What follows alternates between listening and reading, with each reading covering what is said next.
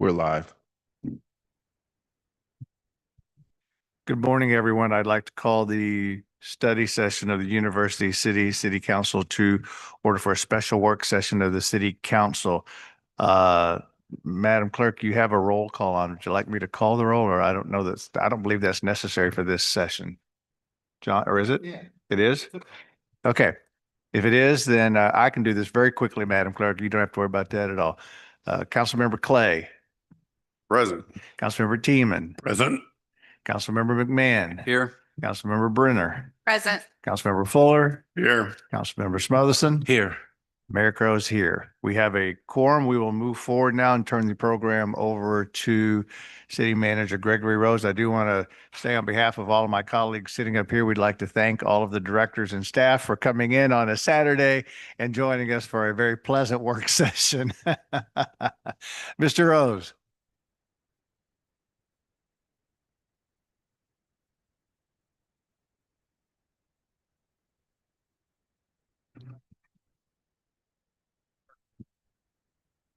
It's good to have a backup. Mayor Crow and council members, it is certainly wonderful to be here and to be in a position to give you some insight into how we're advancing the projects that you've approved. This gives us an opportunity to really have a discussion without having to worry so much about the time.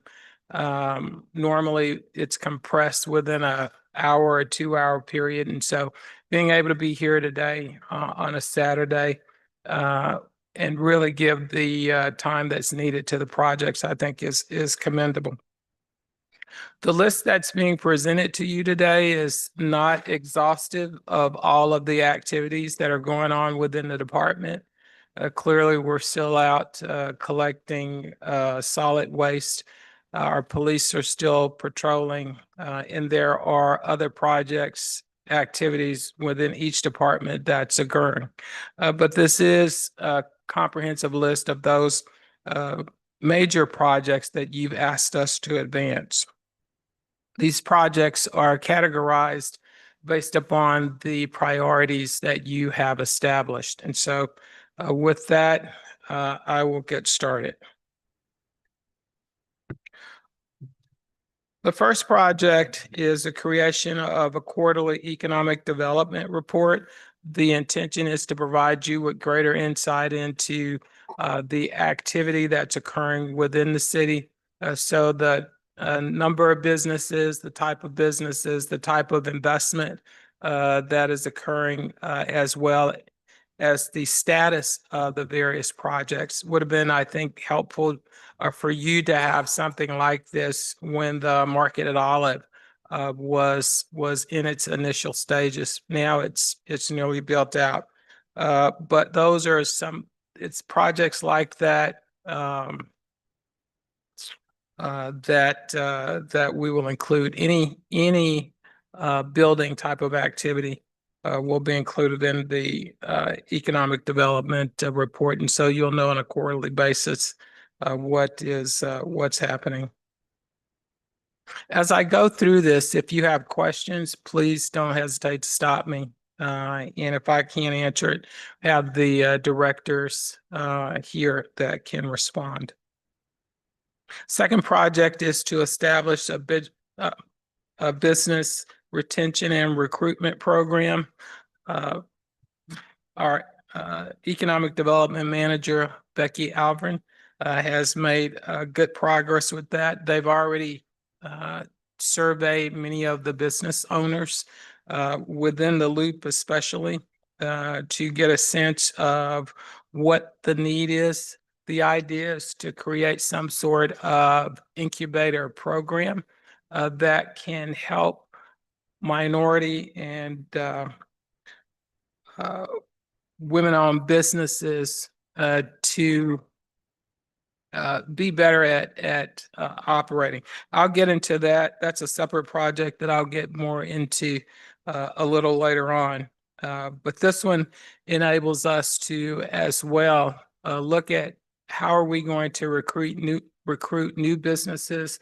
How are we going to potentially expand the businesses that are within the city that exist today? And, you know,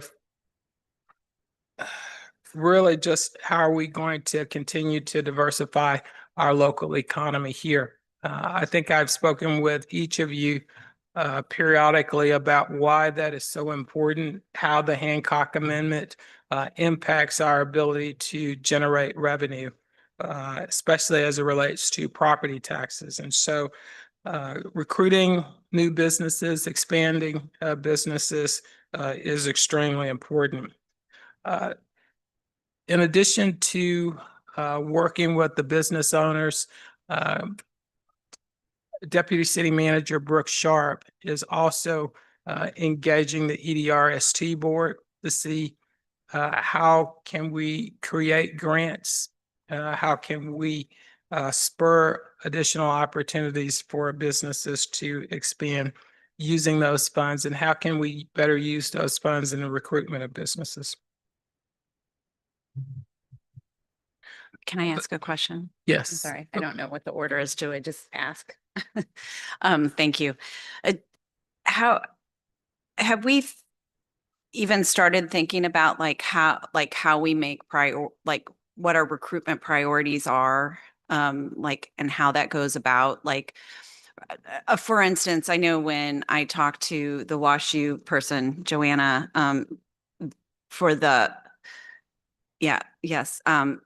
for the east portion of the loop, they did a survey of needs, and that's how they recruited CVS and things like that, because people said they wanted that type of thing in that area. So I mean, that wouldn't be just one way of thinking about it. I'm sure there's multiple ways, like how do we diversify our tax base, et cetera, et cetera. So do we have thoughts in that area right now on how we do that and how we pinpoint our recruitment strategies? Absolutely. I think as we go further down the road with this particular project, we'll talk more with the council about potentially hiring companies that actually come in and tell you what types of businesses you're most likely to have success with recruiting. I have shared with many of you that we live on sales tax. Property tax is no longer the main source of revenue for cities. It is, still for the school district, but not for cities because of the Hancock Amendment. So we absolutely have some idea of how we should advance this project in the future, identifying businesses that we are likely going to be able to recruit. A good example is whether our loop area would be ripe for high-tech type of businesses. And I didn't, initially when I thought about that, was talking with one of the business owners there. I didn't really believe that it was ready for high-tech businesses, but learning more about the fiber optics that have been laid and some of the companies that have already invested into the loop that are considered high tech. Yeah, I think there may be an opportunity there. One of the other businesses that we've at least had a contact with are the data centers. Not sure if that's going to be a good fit for the city. We're still examining the pros and cons of that, and we'll eventually bring that to the mayor and council for consideration. Councilmember Clay. Thank you, Mayor Crow. So I heard two things there that in my simple mind may be in opposition, but perhaps not. So we talked about the need for sales tax, which I think we all recognize, but then recruiting high-tech businesses, while there's advantages to that, they don't sell anything that we can really derive tax revenue from. So how do we navigate the tension between something that may have like a high tech business have some, some ancillary, some cachet associated with it, but actually don't put money in the coffers? How do we Reconcile navigate those that? issues. Yeah, I think the beauty of University City is that you have areas that are more appropriate for high sales tax generating, especially along the Olive Boulevard corridor.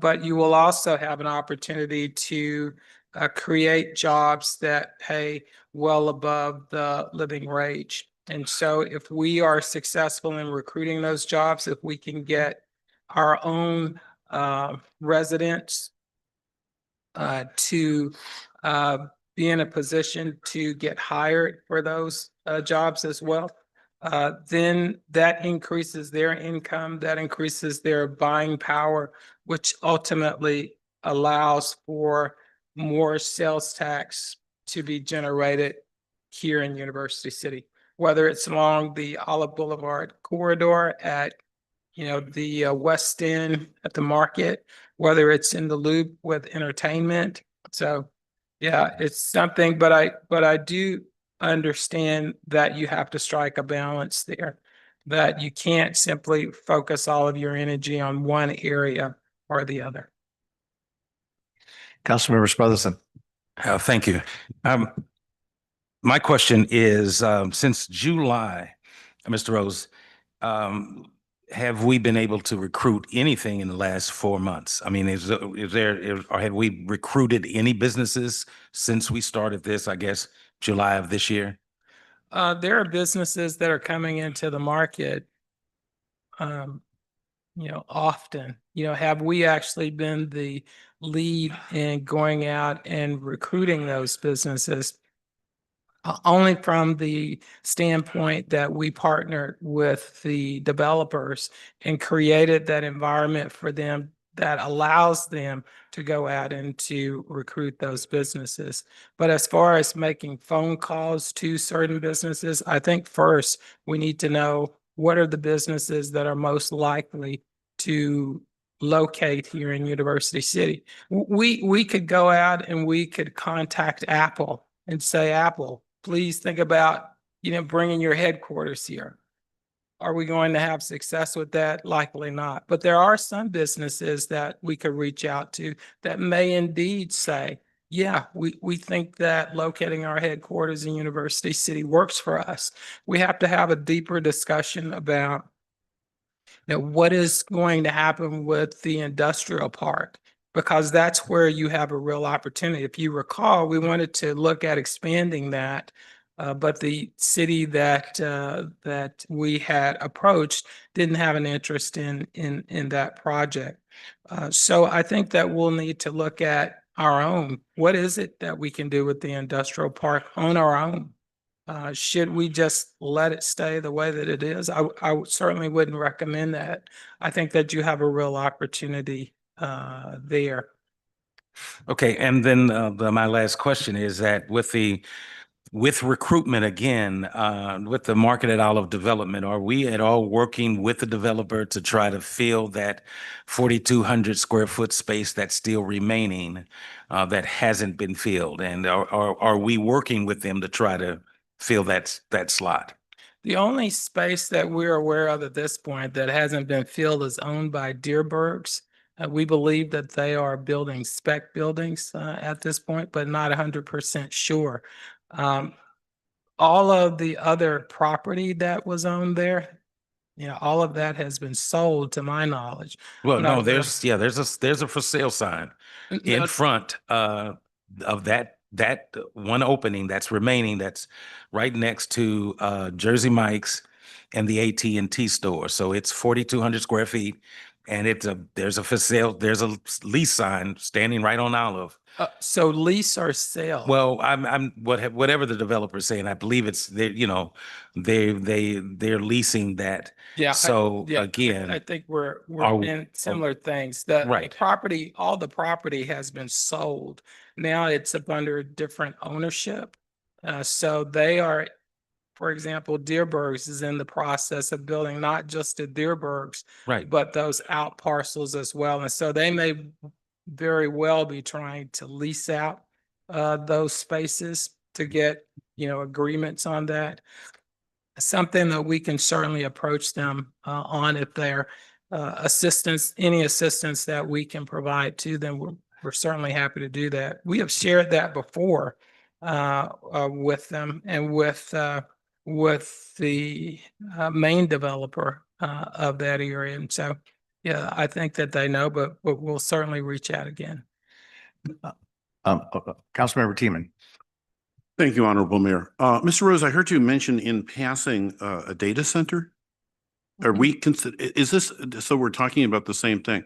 Are we considering, this first I'm hearing about it, so are we considering a project that's something akin to the Armory project down in the city? Or what are we talking about here? I believe that the owners or the investors are looking for a location to place that data center. And We're talking about the same one. I believe that we are. But it's certainly what we know is a data center similar to what was presented for the Armory. And we were contacted a couple of weeks ago about, meeting with some of the developers. We really haven't gotten any further than that. Because there, as you know, is a lot of research that has to go into that before it would be presented to you and the council as far as having a strong recommendation on something that the city should or should not pursue. And we just don't know enough about it. We know what we've heard regarding the impacts to the environment and the potential impacts to residents' electric bills because of the significant amount of electricity power that's needed for the data centers and the impact that it has potentially on water. But we never believed that we would be in a city that they would have an interest in because we don't have a lot of vacant property. But they reached out to us. And so we're trying to at least better understand what it is they're proposing, what those impacts are, both environmentally as well as what would be the impacts financially. Yeah, So that's where we are in its infancy stages. Yeah, I've been following up to a point. I'm no pro at these things, but through my affiliation with Cool Cities, I've been following this and heard some talks about this in the city. And it seems to me at this point, I certainly haven't made up my mind, but one way or another about these things. But I'm certainly very cautionary because there are vastly more questions than there are answers about this. The city itself proposed 40 different questions that need to be answered. This was prior to the honorable mayor of the city issuing her executive order. But I think this is one of those things that we are wise to be extraordinarily cautious about.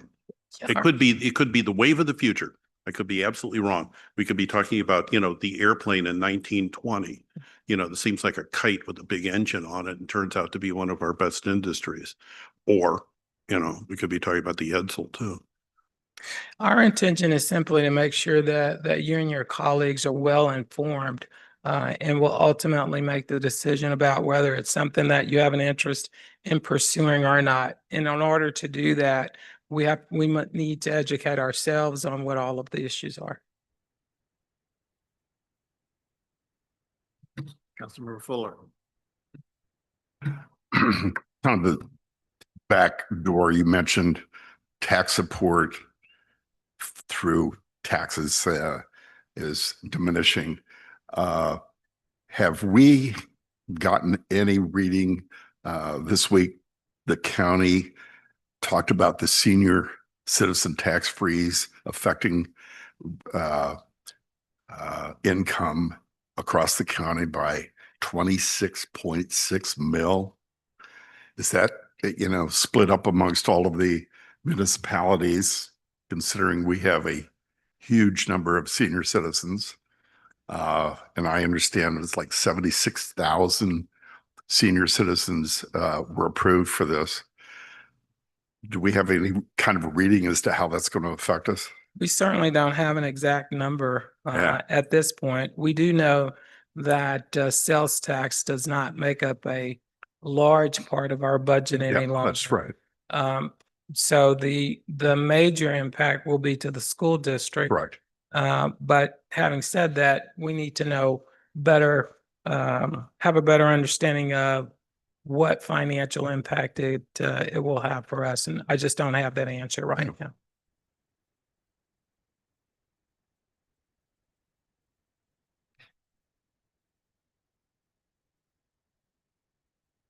Well, of course, okay. The next item is the third ward revitalization project. That well, it's actually the housing and third ward revitalization project. The last update you were provided, we had hired the coordinator for that. I was asked about including a ordinance that would give the renters the first right of refusal should the owner decide to sell a property.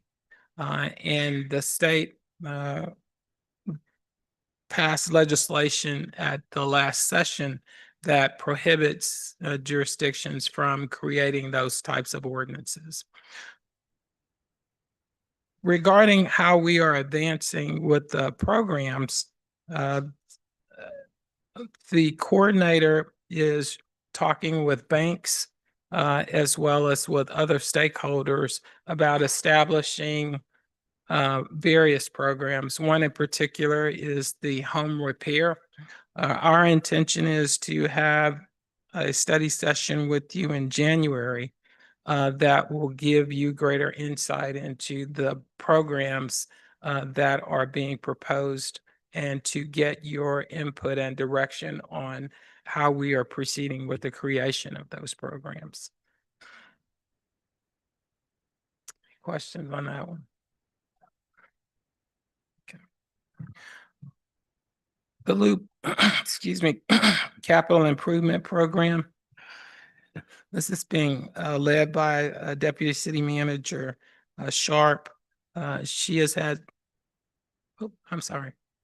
I understand. Yeah, well, Mr. Smotherson. And I do apologize because I thought you were going to mention it and then you sort of kind of moved on, but I wanted to actually address parking spaces along Midland. And when what that is specifically, just so that everybody, I believe this is in reference to Raby Park.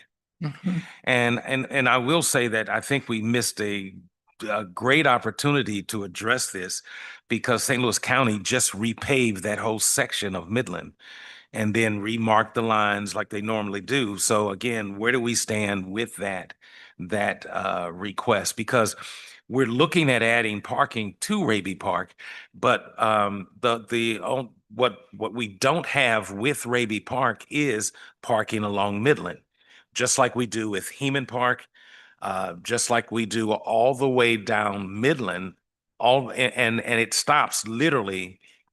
Hell, it stops literally at Midland and Canton, and then Midland is 2 lanes right there. When in fact it can be 1 lane, just like it is all the way to Delmar. So I just wanted to know, when can we address that or look at that? What I would recommend to you is that you look at it as a part of your budget process. We reached out to the county, which you're familiar with, and was advised that they would allow the city to place those spaces there, but at your cost. So what will happen is that you will need to decide what your priorities are, whether it's going to be placing those parking spaces there, whether it will be some other capital project.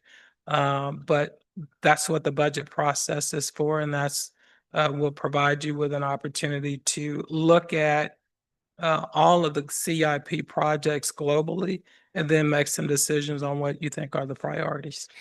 Okay, and the last thing I'll say is to my colleagues and just we're talking about just simply painting a line on that right lane, and just making that line a solid line like it is from Canton all the way back to Delmar. I mean, so again, I do understand what you're saying. So this wouldn't and couldn't cost us much to just simply paint a line. You know, it sounds simple. I'm not so sure that it is that simple, or else I would be asking, why wouldn't the county have just painted the line? Right. But- That would be a good But question. what they said is, I think that you'll need to look at, we'll need to do a deep dive into what that means and prepare a project for you that outlines, if you want these parking spaces included, here's what that means. And right now, I could not tell you that it just simply means painting a line. That'd be ideal, but I don't know if that would be accurate. Okay. Councilmember Brenner. Thank you, Mayor. Excuse me. When you talk about this as part of the capital improvement projects, but isn't it also part of the revitalization of the third ward through the TIF money? So would we be looking at capital improvement projects and then the funding source as the addition piece of it? Is that That's how that would correct. work? Because, we'd have general funds and then we'd have the TIF money, right?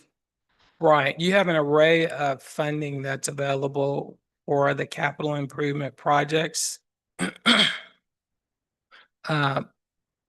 But for example, even using the funds that have been set aside just for the third ward, you'll need to look at, should we be doing additional street repairs or potholes, sidewalks, tree pruning. So that entire list of projects that, let's just say, are in the third ward, where you have indicated that you would not supplant funding. So you will invest some of the, let's say, general funds into those projects as well. Should there be more funds placed into sidewalk repairs versus, or should you do the line?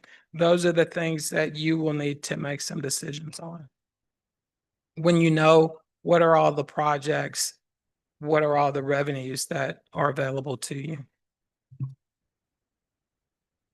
And when do we look at all this? Like, this is my naive, because I haven't been through the whole process, so. We typically start our budget process around January, looking at what our revenues are going to be, and then working with the department directors on what's being requested and what do we think are the capital improvement programs that should be recommended to you based upon the priorities that you've established. But most of council's review will start April timeframe. If I could, I would say to all of my colleagues, since the city manager did say that the budget process with directors begins in January, it may be a good thing, since we're going through this in late November, that each of you have a piece of paper nearby or notes, so that you know what things you may want to have added to the budget, so that we don't end up, after the budget being passed, asking for changes a month later. So if you've got things you'd want in, this would be a good time for you to just kind of put your bucket list down, because you've got every director here in the room. And then you have that opportunity then to talk with them. On the issue of parking, I would caution everybody, just as an example, if you're talking about parking along Midland, you're probably still realizing that you have a traffic commission that would probably be one where you'd want to start with this, not us doing it here from the dais, but having this go through the process that we have set up. When we've had people complain about the cemetery, actually the cemetery project worked about exactly the way it was supposed to. A developer came, a developer went to the planning commission, they made changes, they went to the Green Practices Commission, they went to Stormwater Commission. And by the time it got through, it really wasn't going anywhere further. But the process itself, though it may have frustrated people, it worked because everybody got a chance to opine, to give their opinions, and to participate. So as we go through this, I really do ask you to think about what you want to put in the budget and where it should go, because now's the time for you to be communicating that to our directors. And I think, Mr. McMahon, did you have a question? Or is it? I did. Thank you, Mayor. Mr. Rose, just going back to the third ward task force, it seems like we've got the coordinator hired and projects are starting to get developed, and it dovetailing at the same time with that promise from the Olive Project, the Markets at Olive Project. We're going to have Deerbergs and Target hitting in the spring, and there's going to be a visible, to the community. That project is really getting to its end stage of all the big tickets are going to be in place, and they're going to say that money's got to be rolling in. What's happening? And so I think part of that project has to be communication of where we are in that revitalization. Because if they're starting to think, if the community's saying the money's coming, but I don't see it, we need to be ready as those things start to coalesce to be able to tell the community where we are, so that they don't feel like we're missing out on that promise of that revitalization. So I just wanted to make sure that gets there, because that's what we're going to start to see. I think we'll start to get emails. Well, what's happening? That money's got to be there. And so we need to, as we've had in the past, we've had the good questions from Councilman Clay. How do I tell my constituents how much money we've got extra in a nice nutshell? And that's what we've got to be prepared to be able to do come January, February, March. And then when we see the stores open in the spring, we're going to be getting those questions. So we should be prepared for that. And then just going back a little bit for our economic development and retention, I'm assuming that a lot of those decisions are tied to our new comprehensive plan that we just got recently. Mm-hmm. So that's where we're starting when we're looking at what businesses we're thinking about. So we've done some of that work already. But at the end of the day, how much, I always get to the point where how much do we really have control if there's an owner of property and he's renting out his retail space and he decides to put in a tape store, and we're like, nobody wants a tape store. And he's like, well, they paid a year's rent. I'm happy if they don't sell anything. I got my rent. Unless there's something like a conditional use permit or something that we have in our zoning code, there's really not much we can do when that private relationship exists. Because we often get emails from constituents, I want this, I want that. But at the end of the day, do we really have much control over what business goes in what spot? Mayor, Councilmember McMahon, the only thing that we can do is act as facilitators. What we can tell the property owners is that, there are businesses of this nature that would be interested in your particular location. But the city doesn't, own the property. And so if a property owner decides, I don't feel like dealing with that at this point, and decides not to take our recommendations or advice, you're absolutely right. There's nothing that we can do about that. And I don't know if there's a communication way, but I think that's something we hopefully can communicate to our residents as well. Because when we have these discussions about attracting businesses and what businesses go where, I think we tend to give the community this idea that there's something we can do to make a business go someplace or keep a business out. And we don't really have a too broad of a ability to do that. So when we have these discussions, I think we need to be clear in our communication that we want to attract businesses. These are the things we're looking for. But at the end of the day, we're not in a position to do that. So I always get nervous when we talk about retention and attraction, that we're giving too much of a indication that we control those things, that we as a council can vote I want this business here and we're going to get it. We really don't.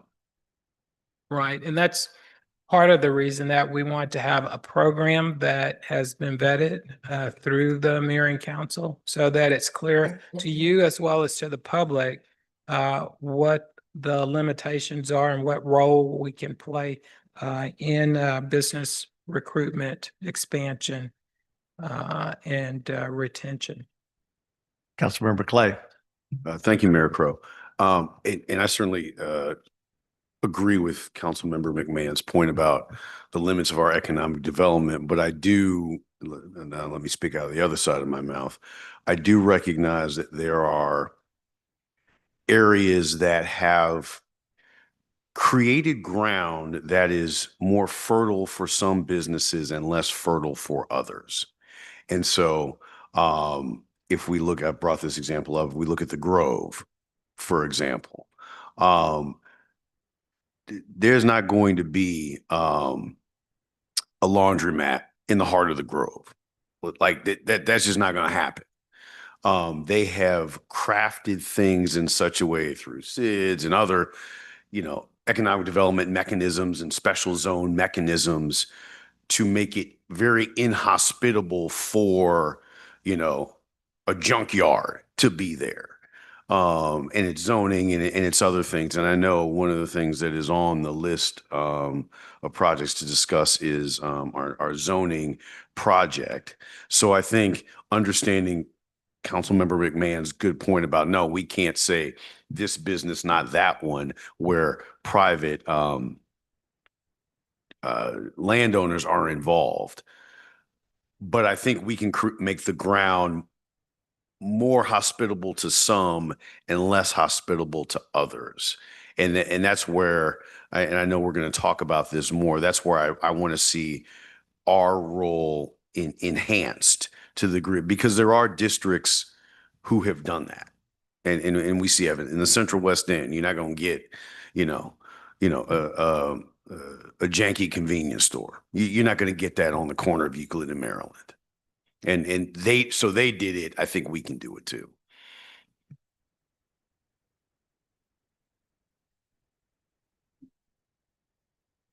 Were there any other questions? Okay.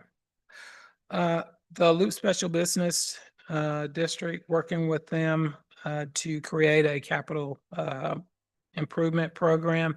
In the past, they had not been enthusiastic about the creation of the CIP. I believe that the current members are more interested in the creation. So we hope to be in a position to bring that to you the first quarter of next calendar year.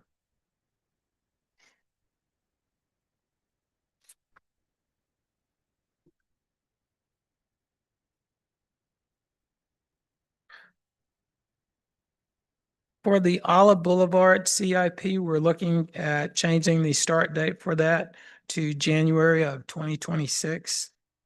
The same person that is working on the LSPD CIP will likely be the same one working on the Olive. So we've got to balance that out.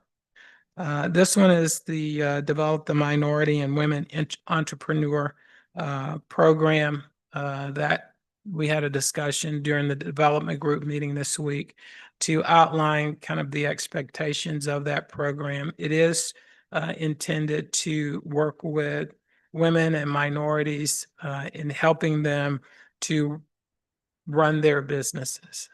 We don't know specifically what that means at this point, but I think that if we can assist them with the creation of business plans, if we can provide them with space to conduct administrative work that's needed, that will take us, that is some of the things that I believe will be needed. There are others, make no mistake, but initially, those are some of the things that we'll be taking a look at.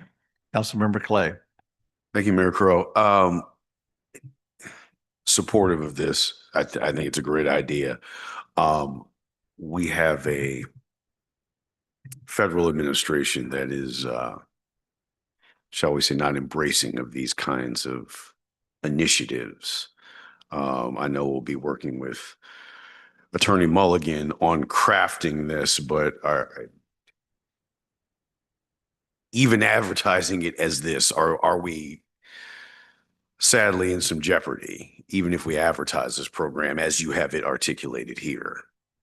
Initially, it's not intended to use any federal dollars for support of it. That could occur later on. I think that it's certainly needed, and I'm not sure that it should just be based upon what administration is in. I mean, taking that into Yeah, consideration. when I that- agree. And even if federal funds aren't used, Yeah. we are dealing with we're dealing with a different animal. So I'll certainly give that more thought. And I mean, I love it. I just recognize where we are, unfortunately. Yeah. Because we could, certainly name it something different, but the strategy remain the same. Councilmember Brenner. Thank you, Mayor Crow. So I don't have an answer to this, but it's just a thought. If it feels like something like this, maybe there's some organizations out there that already do this work. Can we explore, like, if we can make, instead of creating our own system or wheel, like, can we get grant money or work with an organization that already does that in partnership, have some sort of memorandum of understanding with them. It's just a thought, and then maybe something within other places too that we can do that. But this one particularly stands out. And I don't have enough knowledge to know, like, oh, this organization does this, but it's a thought. Honorable Mayor, Councilmember Brenner, certainly something that we will explore as a part of our due diligence in putting this program together, whether we can identify a company, I'll say an entity, because it could be a university that is already performing, and we can just be a partner with that. We just don't have those answers yet. But this gives you an opportunity. This is connected with economic development because it gives you the opportunity to start, expand, and retain those type of businesses. So really, you're trying to generate livable wage jobs that will be here in University City. And so we look at multiple ways of doing that, recruiting them from the outside, expanding them from the inside, creating them from infancy. But I do agree, if it would be ideal if we can simply be in a position to partner with another entity that is already engaged in this work.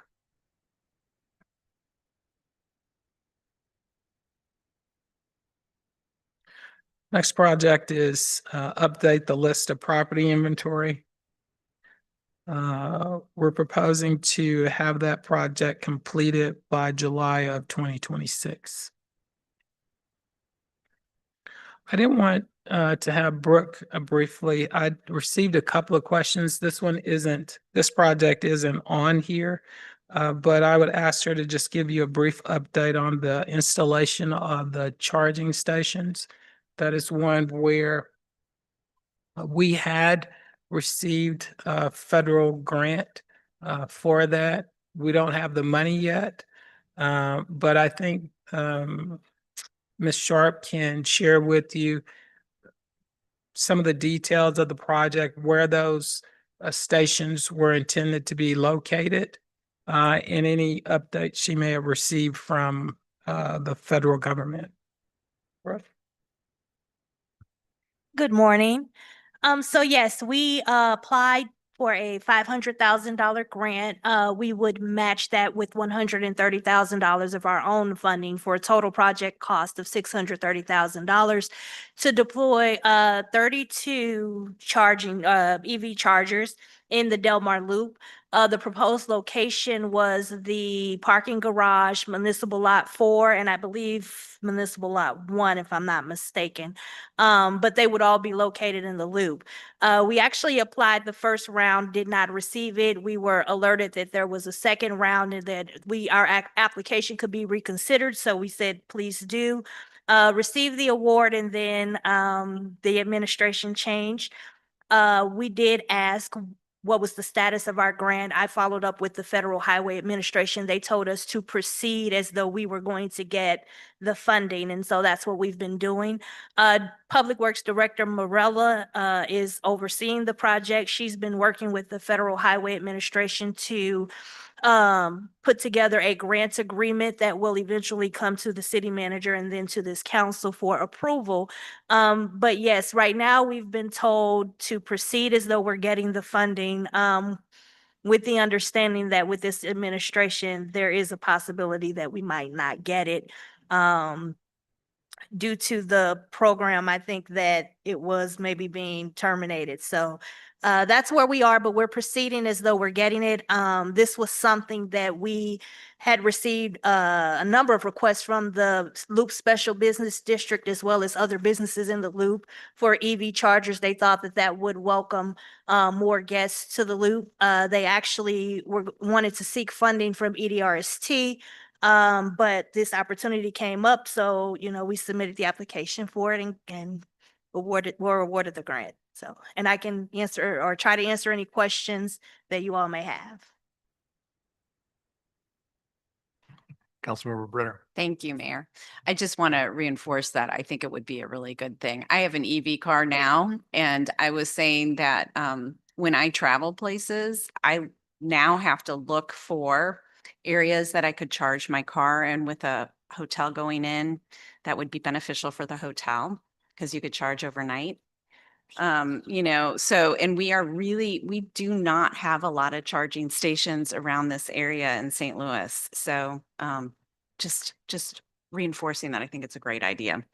And I will say that is part of what I included in the narrative for the application, was that because of where we are located, we could be not just a resource for our city, but for the surrounding cities that border us as well, because we pulled up a map and there are not a lot of chargers in this area as a whole. So that was one of the selling points to get the grant.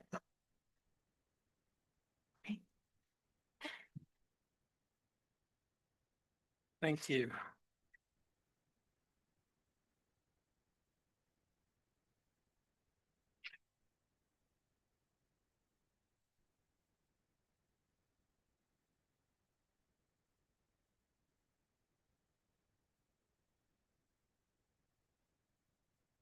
The development of Marcus at Olive, I think, took most of us by surprise at the speed at which that area actually is building out.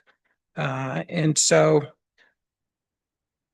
we had several discussions about the potential of identifying a police and fire satellite facility somewhere on the west side of our city. Looking at really focusing more on that project starting in January. And that's a combination of Chief Hampton and Chief Henson leading that project. If there are no questions, construction of the. No, over here. Oh. Oh, thank you, Mayor Crowe. So since I've been on council, this idea of a satellite police in particular station has been bandied about. Various locations have been discussed. Well, what does that look like? Does it look like a facility? Does it look like in the most recent incarnation or thinking a substation model that we have seen in St. Louis City, where it's and I know there were some challenges articulated with that model, but what is that looking like in the current incarnation? What we have discussed in the past is a joint facility where for fire, it may be very different than what it is for police. Fire may actually have a housed there, so another but smaller fire station located there. Police may just have the ability to have patrol start their day at that satellite facility and have some equipment there as well, cars and so forth, so they're not having to come to the downtown area. Part of the issue is that we want to have people, for our police in particular, stationed there because of all of the activity that we have on the west side as a result of having Market at Olive. Many of you are aware that we've experienced more frequent car thefts. I think that we have had a strategy in order to mitigate some of that in that west area because of, it's ideal for on and off. And that's why people migrate, come to Costco, but it's also ideal for criminals. And so we think that if we can have more patrols, have an area for them to conduct their business, that makes it a better situation for us. I want to look at, is that accurate? So we are talking about like a new facility where we're not talking about just like, kind of glomming on to, Deerbergs or something like that. You're talking about where fire equipment can be staged. Like when you say fire equipment, like truck equipment or like. Right now, this project just focuses on, are we able to identify land in that area? That's the intent for this particular project. I think if we're able to identify land, then we'll drill down into what exactly type of operations does it make good sense to have there at that location. But that's a second phase to this project. Initially, it's just, we know that there's more activity on the west side. We know that we need to have a greater presence for public safety on the west side, whether it is 3 years or 5 years or 10 years. We know that we will ultimately need property in order to place a facility there.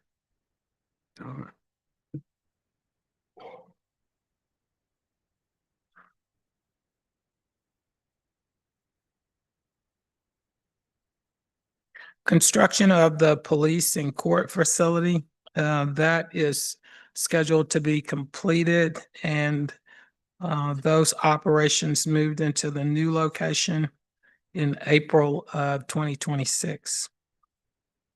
Many of you are aware that we're looking at trying to schedule a plaque dedication for the annex, and we are targeting December the 8th at this point. Councilmember Smotherson. Thank you, Mayor Crowe. Mr. Rose, I know that we've had a tour of the police station and recently had a tour of the Trinity building. But the question that I have is that the one thing I don't remember ever receiving, have we ever had a request for our statement of the financial status of what's happening with the renovation of the annex and the Trinity building? I don't remember the council ever receiving any report on that. So the question that I would actually ask is if we could get a financial report and status of the police and the renovation of the annex and Trinity building, but also, and I guess specifically, any change orders that have been done, and so that we can understand what's been happening with that renovation of those two buildings. To answer your question, yes, you certainly get a financial information regarding that project. It's not unusual that council does not receive financial information, be that whether it's construction of streets or other capital improvements. But if you're requesting it, we can certainly provide that information to you. I will tell you that is actually a good thing, because normally if This position is coming to you about a construction project that's underway. It's likely not going to be good news. Typically, it's in a situation where the project has gone over budget, and so we're asking for additional resources for it. We've been fortunate with this one that we've been able to identify resources within the totality of the project. If certain areas went over, we're able to shift funding from a different area. So looking at it in its totality, the project is still in line with the budget that you've approved, but we can certainly get you financial updates on that. Yep, happy to do that. Any other questions on? Okay. The fire department is taking the lead, Chief Hansen, in working with our legislative delegation to try and get a bill approved that would allow for this paramedic program.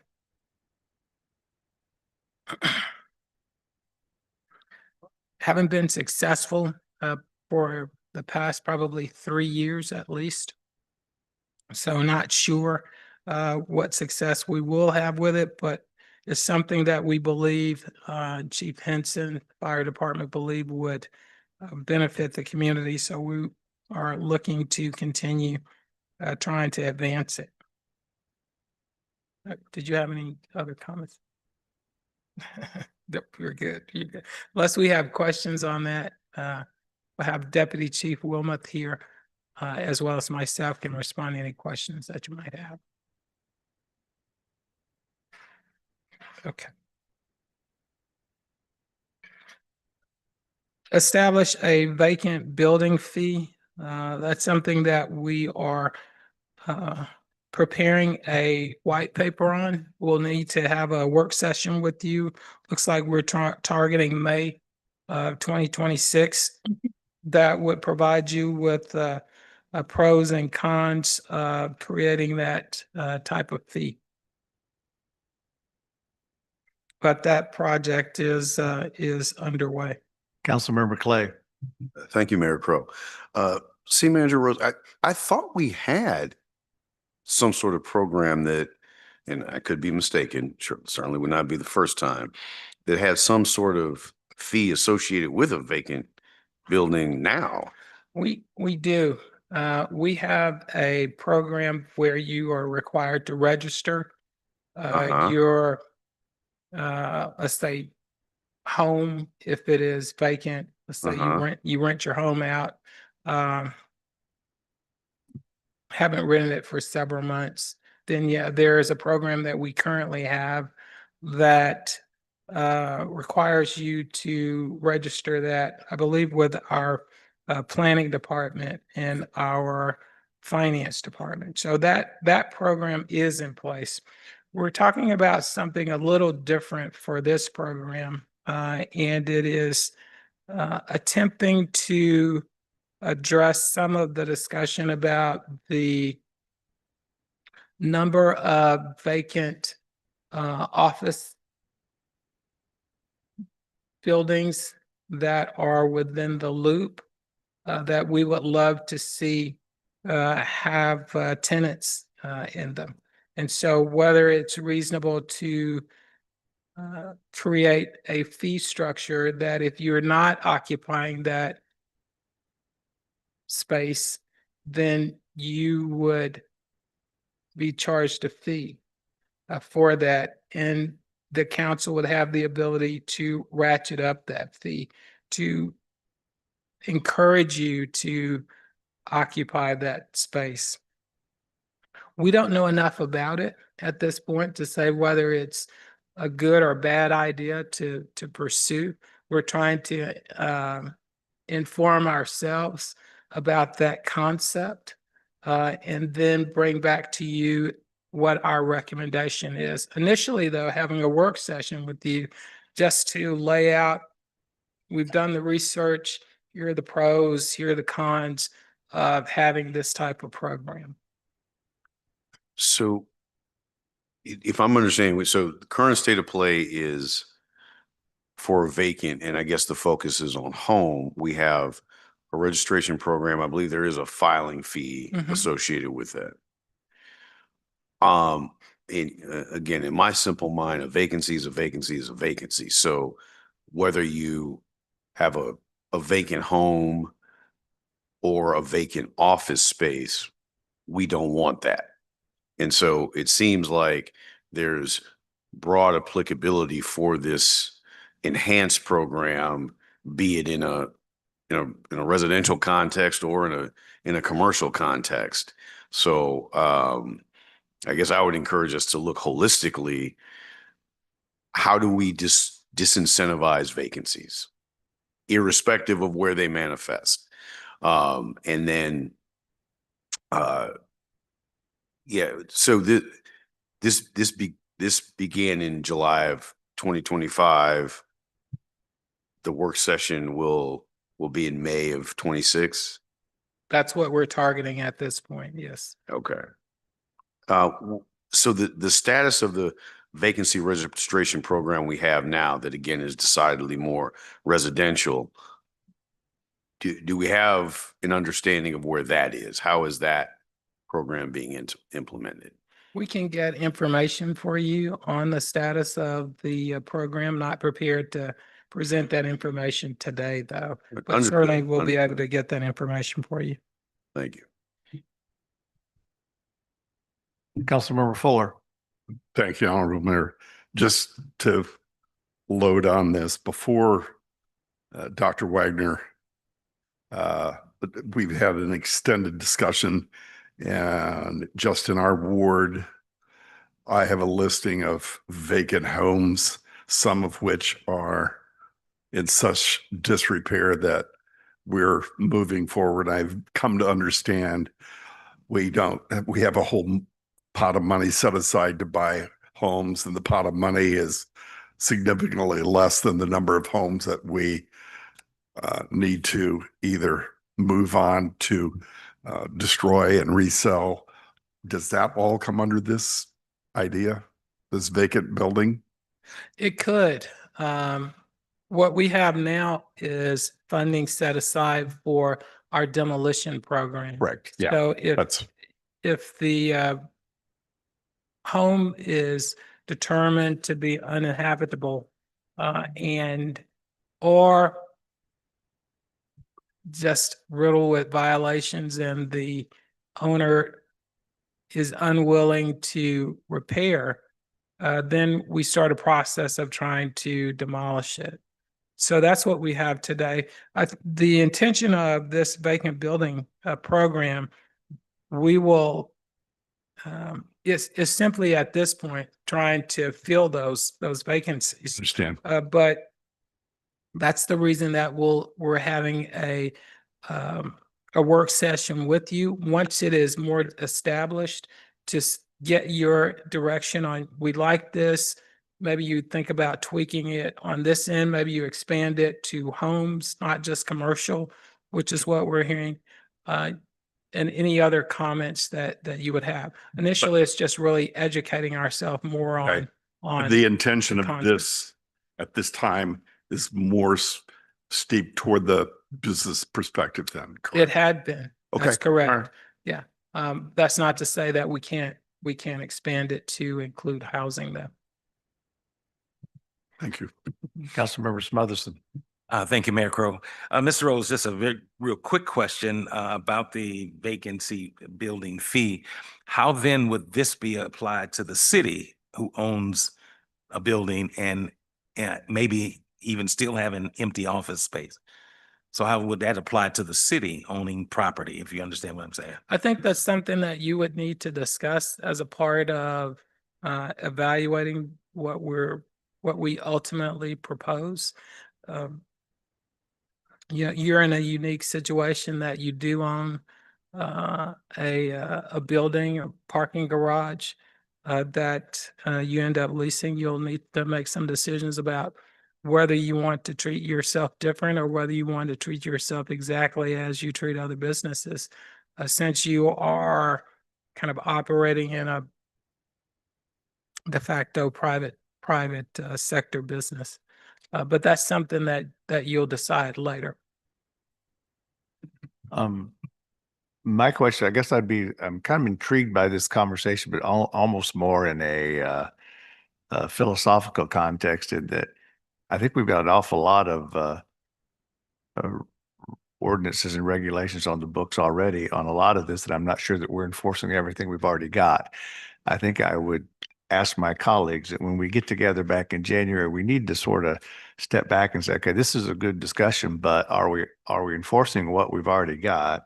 And are we doing what we need to be doing with the properties before we get excited about a new program that then everybody gets excited because it's a shiny new program, but we weren't doing what we could do with the ones that we already had on the books.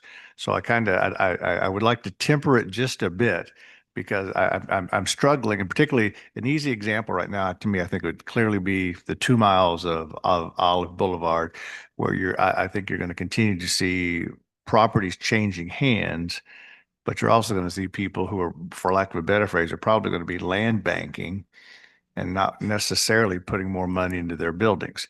And I think that's, in this particular case, maybe more of a concern than the residential, because I think you're going to see folks investing in properties not to rehab them, but to buy them and control them, and then try to get a pop later on for a sale.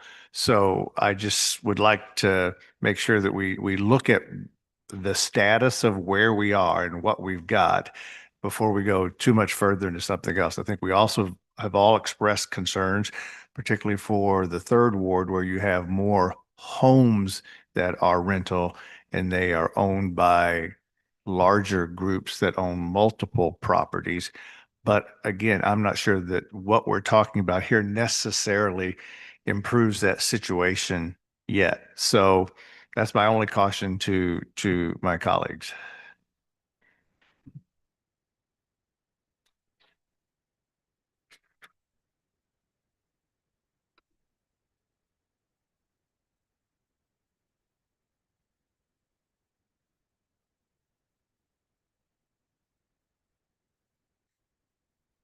I discussed with you the potential of the creation of this paramedic kind of ambulance program um, that we are pursuing and having some difficulty with the legislature to try and get that program off the ground.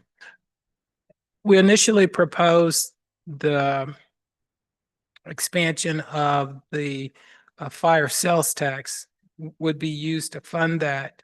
The equipment, any costs associated with that particular project. There is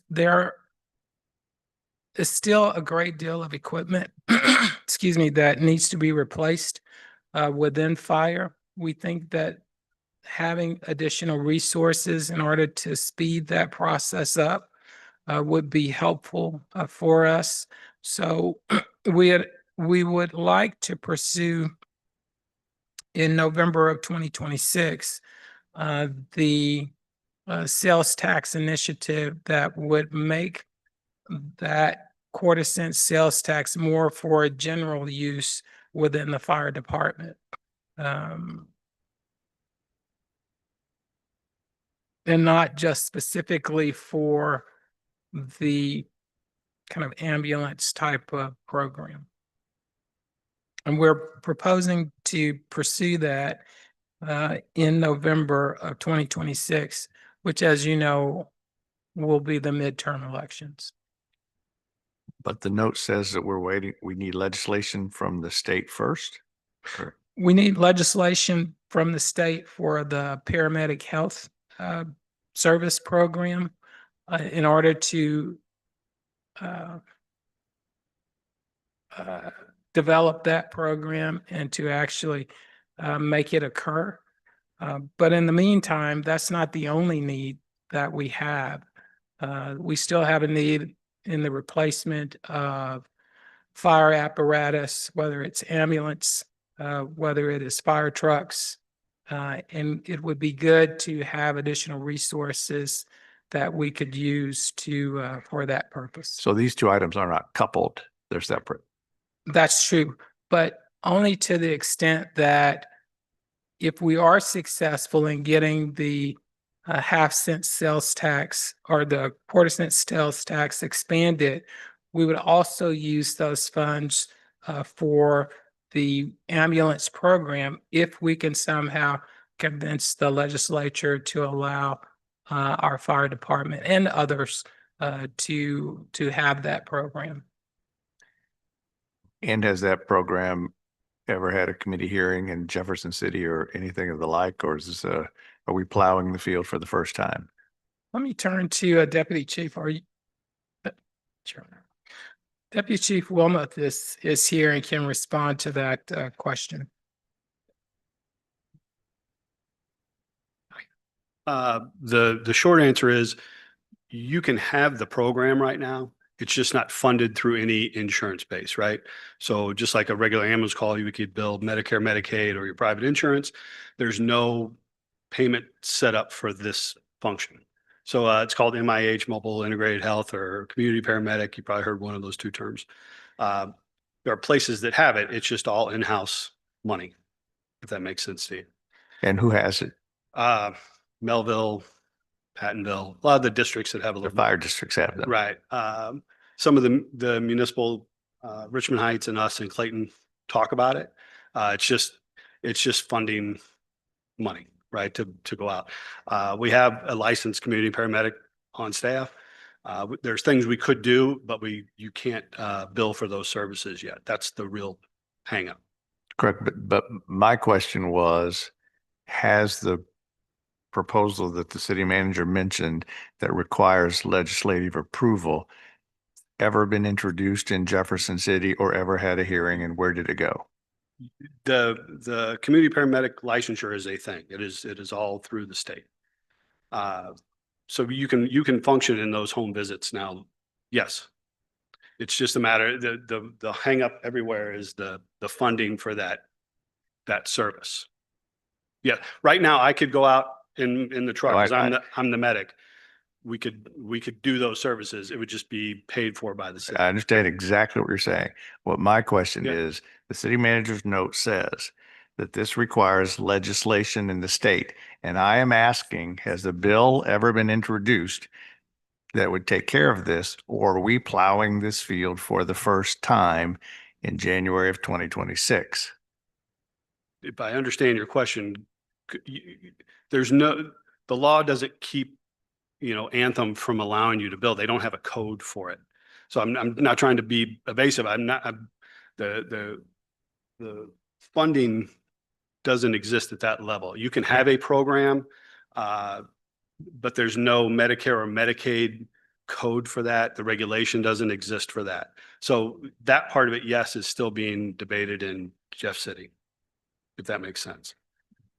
Or Washington, DC. Okay, you opened that door. Where is it being debated in Jefferson City? Because I'm just trying to it ask. starts in the Bureau of EMS, the SAC committees, and those committees. That's where the regulations start, and they have to get through those areas.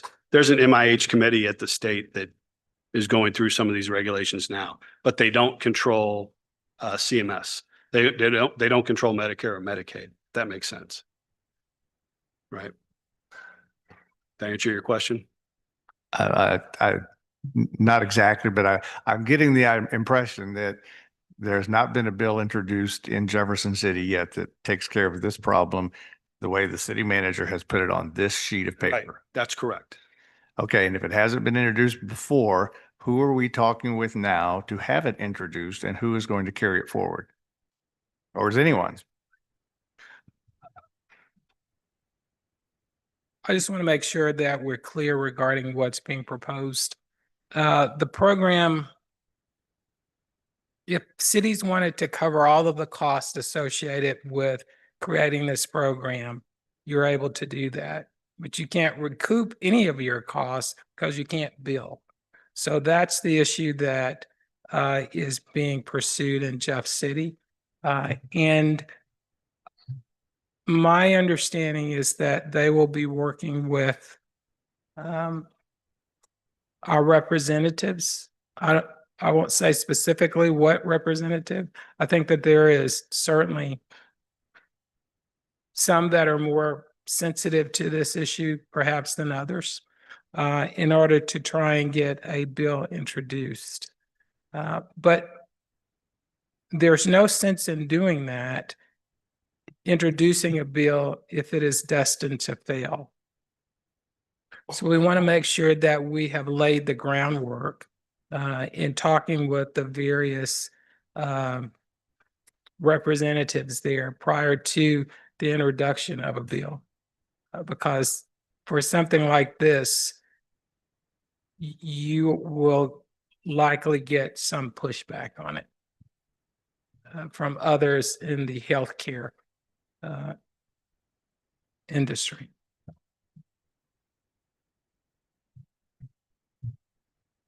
Councilmember Clay. Thank you, Mayor Crowe. And this will all be manifesting after my time on the council has ended, but I would offer this based on the experience of Prop F. I think to the mayor's point, a clear articulation of how the funds will be used, benefit to the community is going to be critical. I think the failure of Prop F was that lack of clarity as to how the purposes of the funds and all that. And so I would just offer that the communication is going to be critical for the success. And I echo Mayor Crow's questions about the process. So you got, there's the quarter-cent piece, then there's this community paramedic program. I may be saying it incorrectly. Those things are connected. They aren't connected. I guess now I'm kind of confused. So my apologies. They are connected. We have a quarter-cent sales tax for fire that is able to be expanded to a half-cent sales tax. The quarter-cent sales tax currently is being used to help with the replacement of some equipment, but also being used to cover some salary increases. You may recall that we did a classification and compensation study. This was probably 7 years ago. And as a result of that, we learned that we were below the marketplace in some of our areas, some of the jobs that are within the fire department. So you, as a council, decided we want to be within the 75th percentile. And so we made adjustments to the appropriate positions to get them into that 75th percentile and used some of the funding. We basically shifted some of the funding from the sales tax to cover more capital and general funding to cover the additional costs to the city for the increase in the salaries. What this does is it expands that sales tax to a half-cent. That's what we're proposing. And it would do two things. In addition to covering the cost of just the equipment that would be needed, if we can ever get the legislation approved that would allow us to bill Medicaid, Medicare for the services that we're providing. So it would provide for the purchase of that equipment. But in addition, there may be other pieces of equipment, an ambulance, a fire truck, that we may need to replace, that those funds could be used for that as well. In the past, we had said it was going to be exclusively for that program. And what I'm proposing is that we broaden that out, not just to say that it's going to be exclusively for this paramedic program, but to allow staff to use those funds for the purchase of any capital that's within the fire department. So if I'm understanding that vote of the people determines the quarter-cent to half-cent tax increase. Legislative action determines whether or not we can bill back for this community program. That's it exactly. So this may just clear it up for me. Perhaps no one else will benefit. Those almost seem like kind of two separate projects. I realize there's because one could happen without the other. The sales tax could be passed, but the legislation could go down in flames. So this track will continue. This track stalls. Am I That's correct. framing it the right way? So in my mind, there could be two distinct outcomes for these things. So I would, in my own mind, decouple them, because one could be successful, one could fail. They both could be successful on their own merits. Yeah, in this process, we're trying to manage expectations that if you allow us to move forward with the expansion of that sales tax, we would not want to have the expectation that now the city is going to do this community ambulance program, because we may not be successful in getting the legislature to allow us to do the billing that is also needed in order for us to have that program. So what I'm saying is that even if we don't have that program, we would be able to use those additional sales tax dollars for the replacement of equipment within the fire department. If we are able to do it, that would be wonderful. If the legislature allows us to actually perform the billing that's needed for reimbursement. But if we don't have success in doing that, we still need the funding to replace equipment that becomes dated and worn out. So I think, and again, there will be another occupying this seat when this all manifests. But I'm imagining There are no term limits here. I am imagining trying to have this conversation with a resident. Having been a part of the school district's bond issues, primarily, I don't think there was a tax increase in there. I was able to say, here's what we're doing, boom, boom, boom. This feels like I got to have some charts and maybe a diagram and some lines going to explain to folks the quarter-cent, like and I realize it's in an infancy. You're just introducing it, so I want to offer some grace in that regard. But again, kind of Prop F is looming. I had a difficult time articulating that, and I'm a little worried we might be heading down a similar path. In the simplest form, I guess it would just be easiest to say the expansion of the sales tax that would allow us to replace our outdated fire equipment. That is true. That's what the funds would be used for. But I think we've introduced this concept of the community ambulance program. We don't know if it will happen, but if it does, we would be able to use those funds for the creation of that program as well. Councilmember Fuller. This may be, if I'm not helping clarify, shut me up. Having come off the medical side of this, for the billing aspect, the legislation for Medicare is federal and Medicaid is state. Is that the legislation you're talking about here? The state controls Medicaid funds. I'm sorry, I'll bring. That's okay. Deputy Chief. I'm confused. And if this is making it more confusing, we can stop. No, my general understanding of that is Medicaid kind of follows Medicare. Correct. So you're going to have CMS will make whatever regulations they make, whether it's in-house or nursing home, right? And then the Medicaid kind of follows And each state controls their own Medicaid funds. for the most part, yes. Yeah.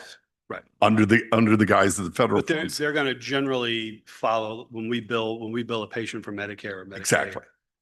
And Those i.e. rules kind of come the same place. i.e. it requires both state and federal legislation. That's what I'm saying. Okay. Councilmember McMahon. Thank you, Mayor, and I'll try to be quick. For the purposes of the quarter-cent sales tax increase, my only suggestion would to be clear that it's for programs that are in existence at the time the vote's taken and not some program that we're working on that may or may not ever come to pass. Because if we put something in there that the community might say, this is a shell game, you're asking for money for something that may not happen, and we vote on it, you're going to spend it willy-nilly. And we'll probably end up with somebody telling us that we are not being accurate with our messaging when we try to put out information. And I would suggest we put a little bit in the budget for that lawsuit that would be impending. So that is what I would recommend, because when we want to get that information out, we don't want, and I think that's what happened the last time. There was some wiggle room that people saw with the last go round, and that helped to defeat it. So that would be my suggestion. Well, if it's acceptable to you, then what we will do is just modify this language here to completely remove the paramedic program and simply focus our efforts on general use tax for the purchase of fire apparatus.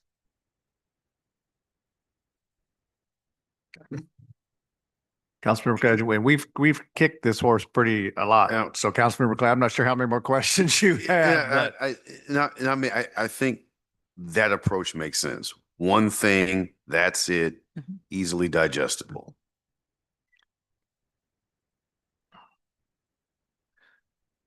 Next project is the installation of the license plate readers.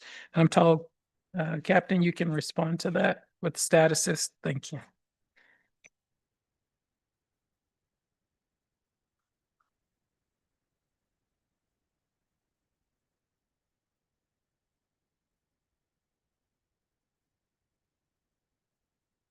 Morning. I just have one question for him before.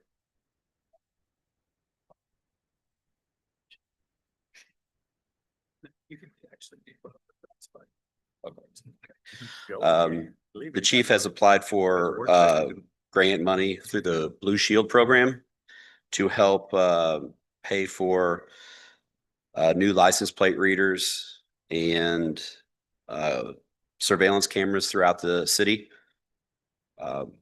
especially targeting those areas where we have development, economic development, Loop Special Business District, Olive Special Business District, to harden those targets. When we saw Costco come in, we're expecting a lot more action than we got, but through the use of these flock cameras and other means that he's looking to purchase, it's helped diminish our response time a lot and be more proactive with them. Our officers can get these notifications sent directly through their email, and hey, there's a flock kit over in the Costco area, and then they respond and try to find it. So the Blue Shield program is going to be helpful in purchasing new license plate readers and surveillance cameras, as well as he has reached out to additional camera companies. We just got a brand new mobile trailer with surveillance and camera capabilities. So he's found a new trailer company that will be about half the price of what we're paying right now with Flock. So we could essentially get 2 for 1 with the same amount of funds being used. So that should help us develop even a more broad program with those. Other questions? Councilmember Smotherson. Thank you, Mayor Crowe.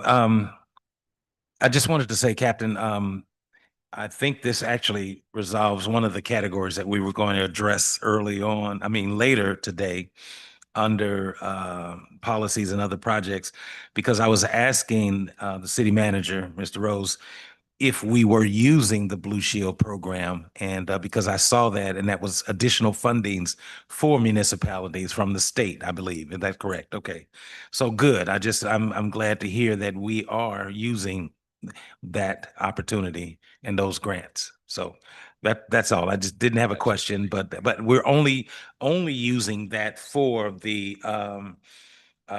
license plates readers, and that's it. Yeah, correct? and I think he's looking at other ways to fund these programs too, with the special tax in the retail areas, and applying for those funds as well.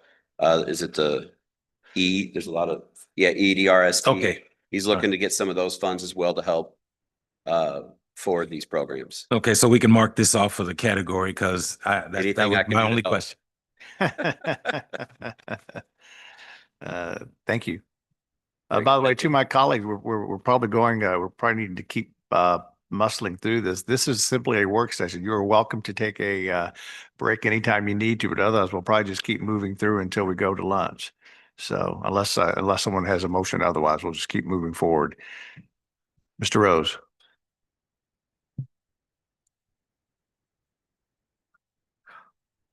I received this week the report on the potential use of robotics in policing. And so the intention is to have a work session with you in January to present that information to you.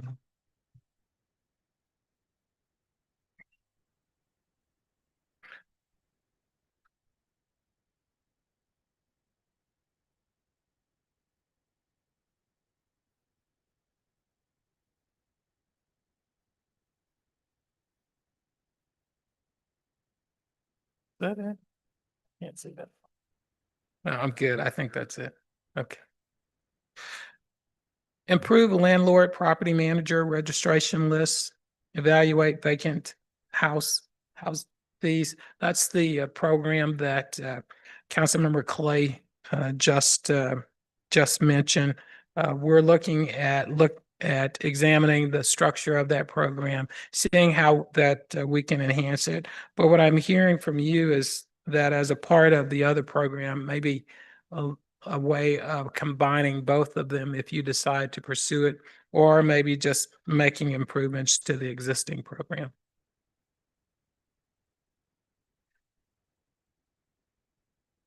We're looking at a start date for that of July 2026.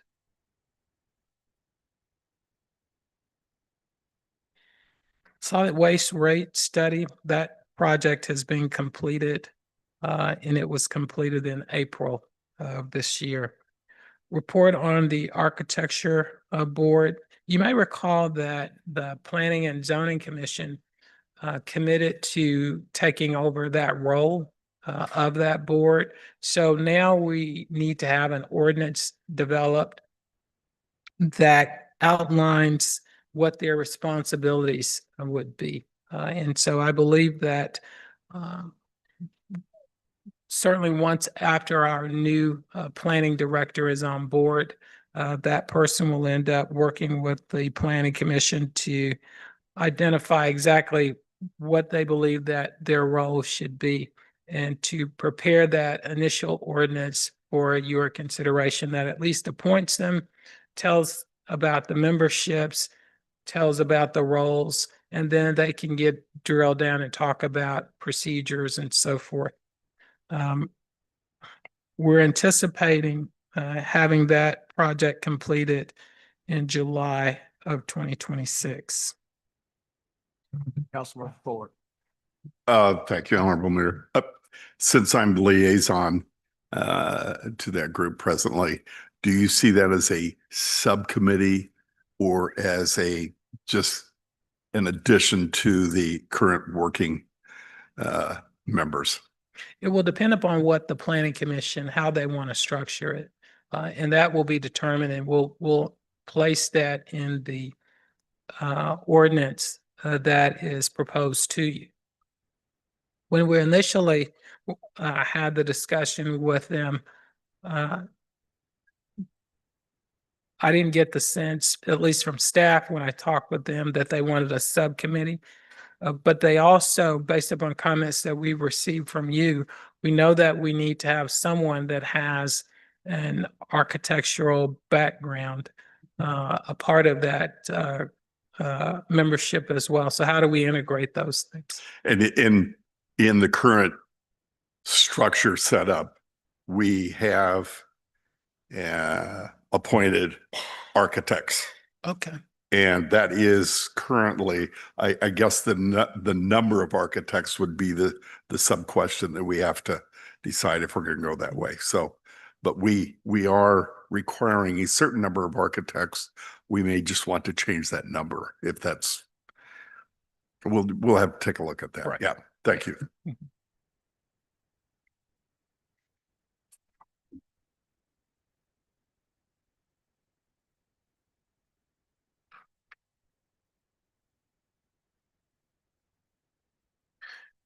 Evaluate developing dedicated bike lanes and more walkable areas using TrailNet. That is targeted for January of 2027. Be led by the Public Works Department. The zoning code update. Oh, go ahead. I do have a comment about that. I think we have some opportunities lost. I think Councilmember Smotherson talked about the parking, but this would be a broader scope thought process with this. When we have to work with county and state, you know, for a number of our roads, and oftentimes some of our issues that we get complaints about are on those roads. I feel like if we had a very solid plan on what we want to see, you know, whether it's lighted crosswalks, you know, I've heard that before, things like that, we may be able to like push those ideas at opportune times because we know we want them. Because, you know, they just paved Olive, you know, there's just things that we kind of miss opportunities on because of that. And it all has to do with walkability and ability to move around the city. I personally feel like it's a higher priority than, because I know it's been kicked down the road for many years and we're now to January 2027. It's just one of my thoughts. And there are a number of things that I think we need to look at, like the mobility between the north part of our city and the south part. We have lots of limitations with that between crossing Olive or walking down north and south with a continuous sidewalk. And this is about livability. So I don't, you know, again, we could possibly utilize another organization to help us get started on it instead of our own staff. And that might like free up some time, but it's a bigger issue. And maybe parking is part of that too, you know, and how that works within, you know, like, or traffic calming, you know, like on certain streets. Anyway, that's just my push on that I feel like it's a highly needed thing. And I will also point out, when I was at the SHED meeting, there was at the very end of the meeting, they did a, question on what do we love about, you know, what's good about going on in our city and what we need. And walkability actually came up numerous times in that room, and there were a number of third ward people in that room. So just a thought. Thank you. We're able to, what we present to you is we've tried to balance the complexity of some of the projects. We know that it will, those that will require a great deal of resources from staff in order to complete them.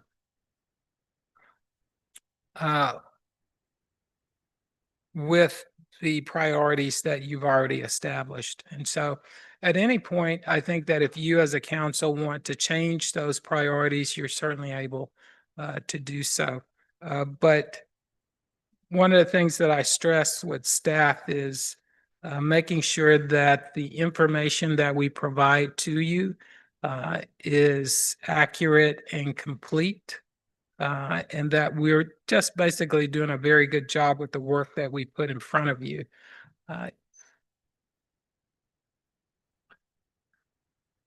want to ensure that we don't get too spread out. And that's the reason that they're structured the way that they are.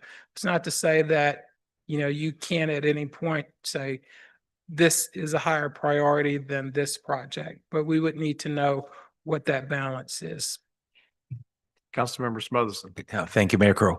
Just very quickly, Councilmember Brenner, I just wanted to let you know, I don't believe MoDOT is finished paving Olive as of yet, because I think what MoDOT's process was to just repair the corners and get the repair work done on different areas that needed repair, and including the corners. And they've improved that with the ADA corners that they've actually updated.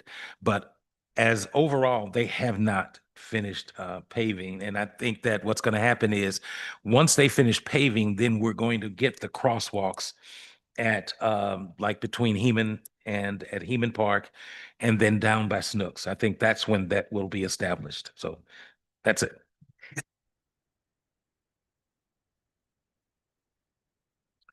The update of our zoning code, we are anticipating that being completed in December of 2026.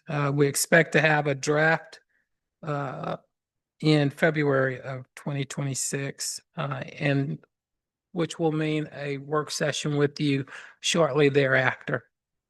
We don't have a specific date for the work session at this point. We want to be able to get the draft, analyze that, and then schedule the work session. But we're targeting for the entire project to be completed by December. Any questions on that one? If not, evaluation of sustainability plan. And if also, I'd like to just also talk briefly about study of the greenhouse gas inventory. We'd like to combine actually those projects. It seems to make sense to do so.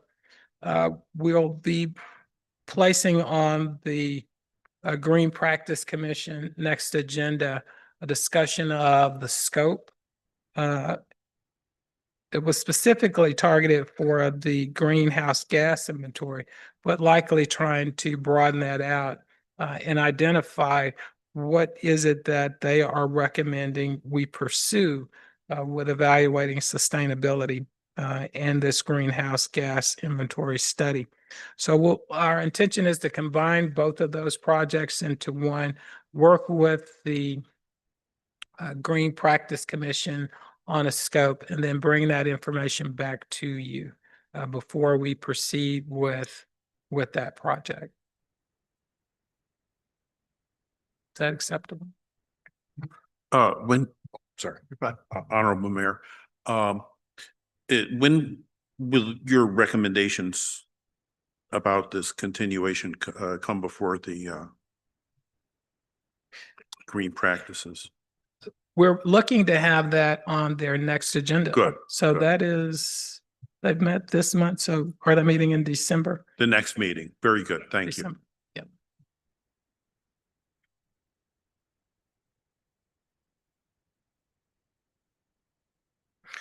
Implementation of an online licensing payment for finance, looking to start that in July of 2026. Examine consolidating the boards, commissions, and committees. That project is underway. I've seen at least one report regarding it.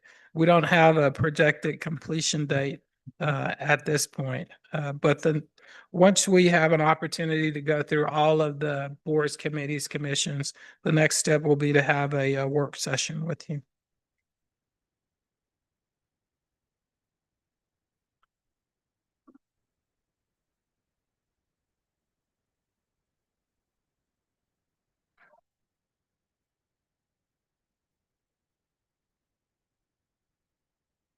Strengthen the property maintenance code. That is something that has been impacted by the staffing change in the planning department. So as soon as we have a individual on board, permanent director, we'll be able to provide you with an update on the status of that project and a projected completion date, as well. Mr. Clay. Thank you, Mayor Crowe. So can you say a little bit more? I realize that the personnel is not in place to actually manifest this, but what does that look like just conceptually when you talk about strengthening the codes? Yeah, we've had a couple of conversations, as you know, with you and the Mayor Pro Tem regarding trying to make it undesirable for people to continue to have violations that exist, let's say multiple years for, at this point, we're looking primarily at housing. And so we'll be looking at not just our code, but our procedures that we use to identify how can we be more efficient? How can we get those violations corrected more quickly? Or how can we move to demolition more quickly? So that's the idea behind the evaluation.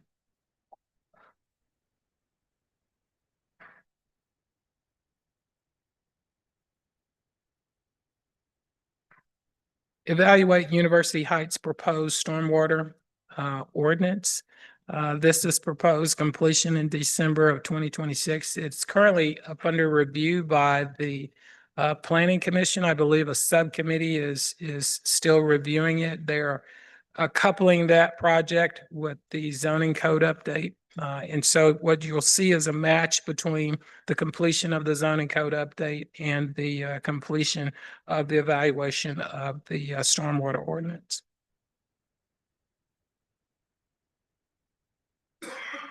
Any questions regarding that?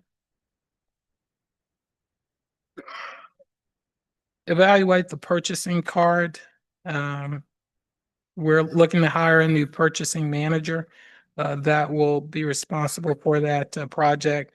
Projected start date is July of 2026. Develop a fleet management program. The fire department has had good success in installing GPS, a new fueling system, as well as a new maintenance software. And I would ask for Deputy Chief to provide you with an update on what's going on with that project. Chief?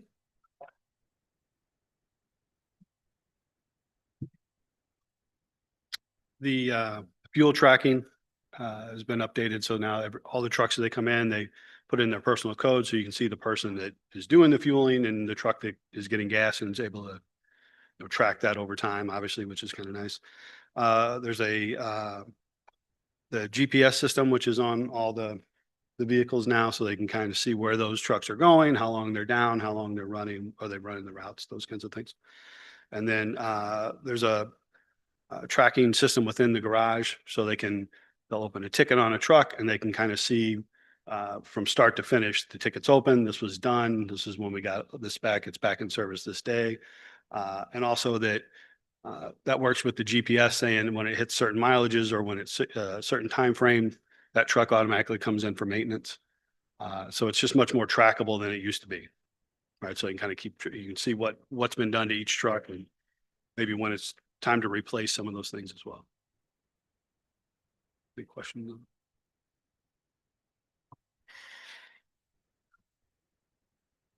Mayor, if it's acceptable to you and the council, I'd like to take a quick 5-minute break. Acceptable. By necessary. Very.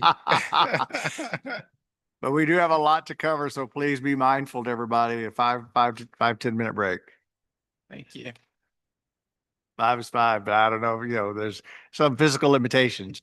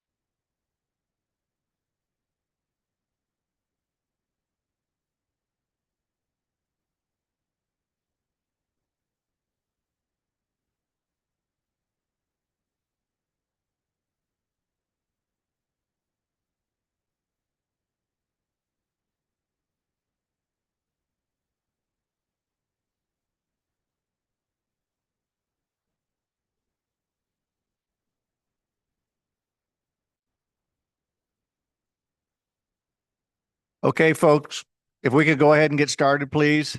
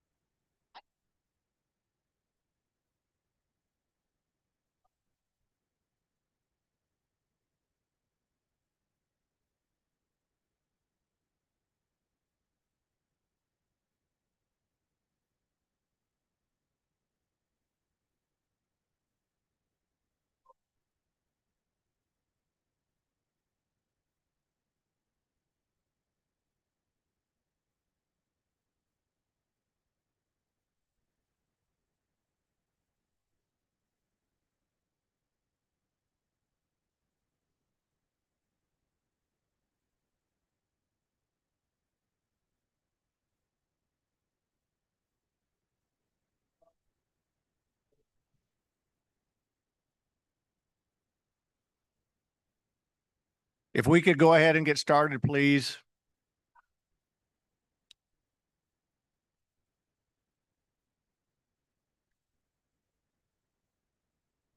Mr. Rose, please continue. Let's move along. Honorable Mayor and council members, we have not had success in getting to the If we could have everyone's attention, please.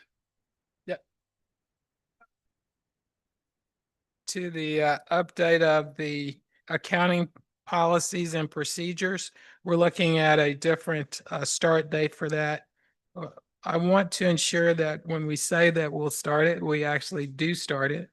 So I've asked the director to identify when does he really believe we'll be able to get to that project. Report to the city manager on developing a designated automated phone line to take payments. The start date was changed to July of 2026. Creation of an asset management strategy and execution. This will be coupled with the replacement of our purchasing manager. We're targeting the July of 2026 to start it. Examine the feasibility of consolidating some services with other jurisdiction. This project is actually underway. I've worked with Clayton, Richmond Heights, had discussions with Brentwood.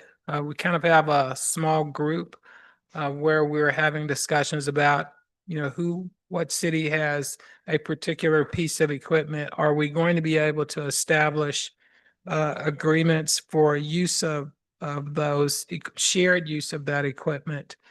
So those are some of the discussions that we're having at this point.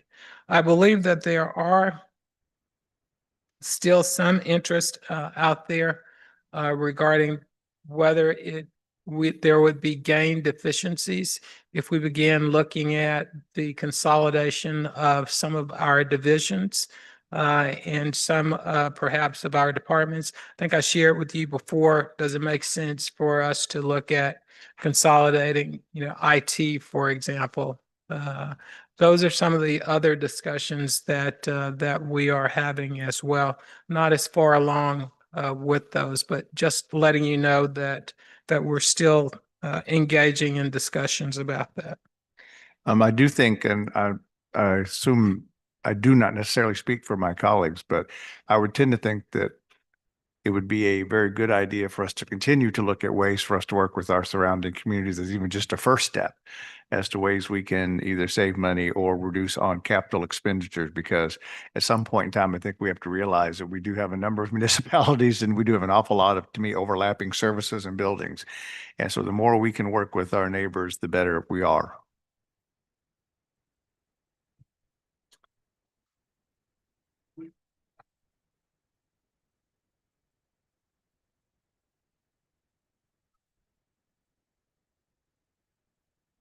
Creation of a communication policy. Deputy City Manager Chris Crable is overseeing that project. I'm told that a draft policy has been created. He is currently reviewing that. And we believe that we will be able to complete it around January of 2026. We would need to have a work session with you to present that policy. So we'll likely expand this out to February of 2026. Good. Okay. Creation of a citywide performance measurements. Chris is working with some of the neighboring cities to identify the measurements that they have in place. And he has submitted that information to me. So I will need to review it. Hope to be in a position of having a work session with you, probably combine the one in February and just make it the Chris show.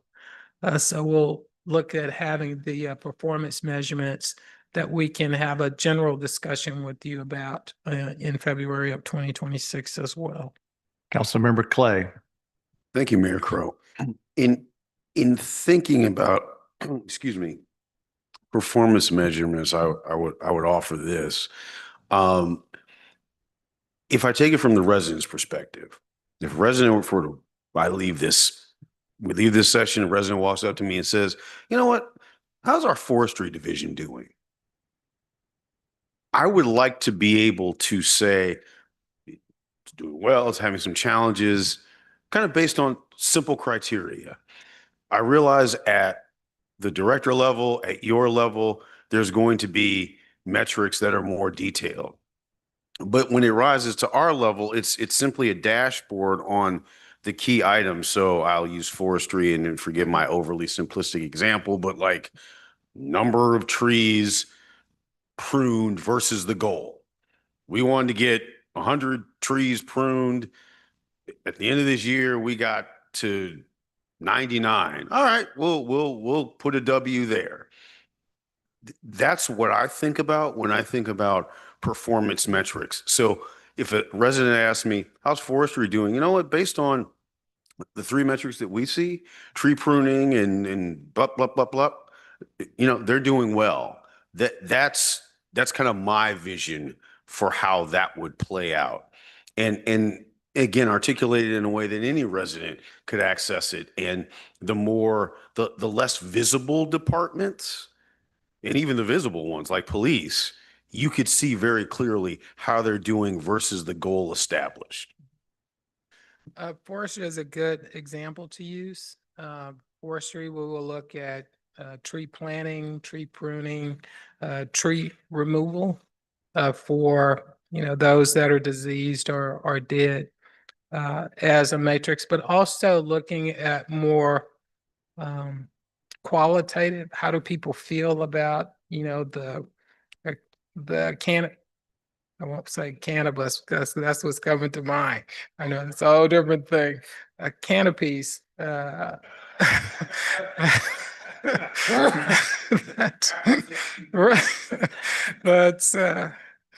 those sorts of issues. So the more qualitative issues are just as important. So we'll look at how do we incorporate both of them, the qualitative and the quantitative.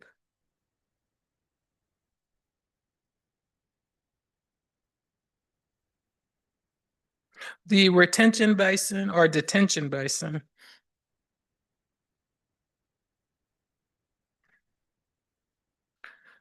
That project is at 35% complete.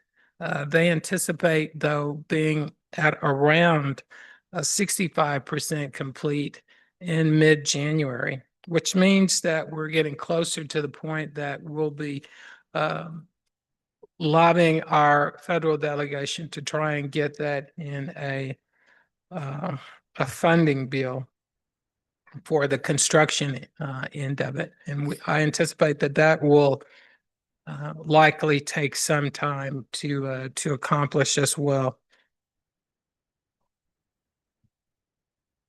So it's a long-term project. We don't expect for it to be completed until sometime around mid-2028, but that allows for the completion of the design, the construction, getting it in a funding, well, the completion of the design, getting the construction funding in an appropriations bill at the federal legislature, and then actual construction. So that date may change, but that's what we're anticipating at this point. Establish any questions regarding that project? It's about $12 million, maybe more at this point.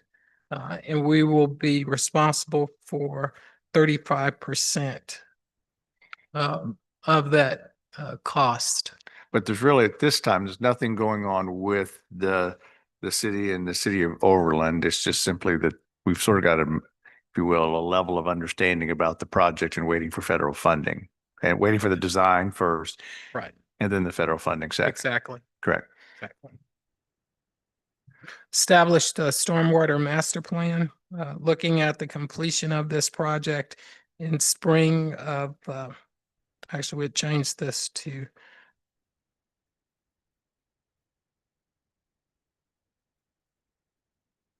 likely the summer, fall.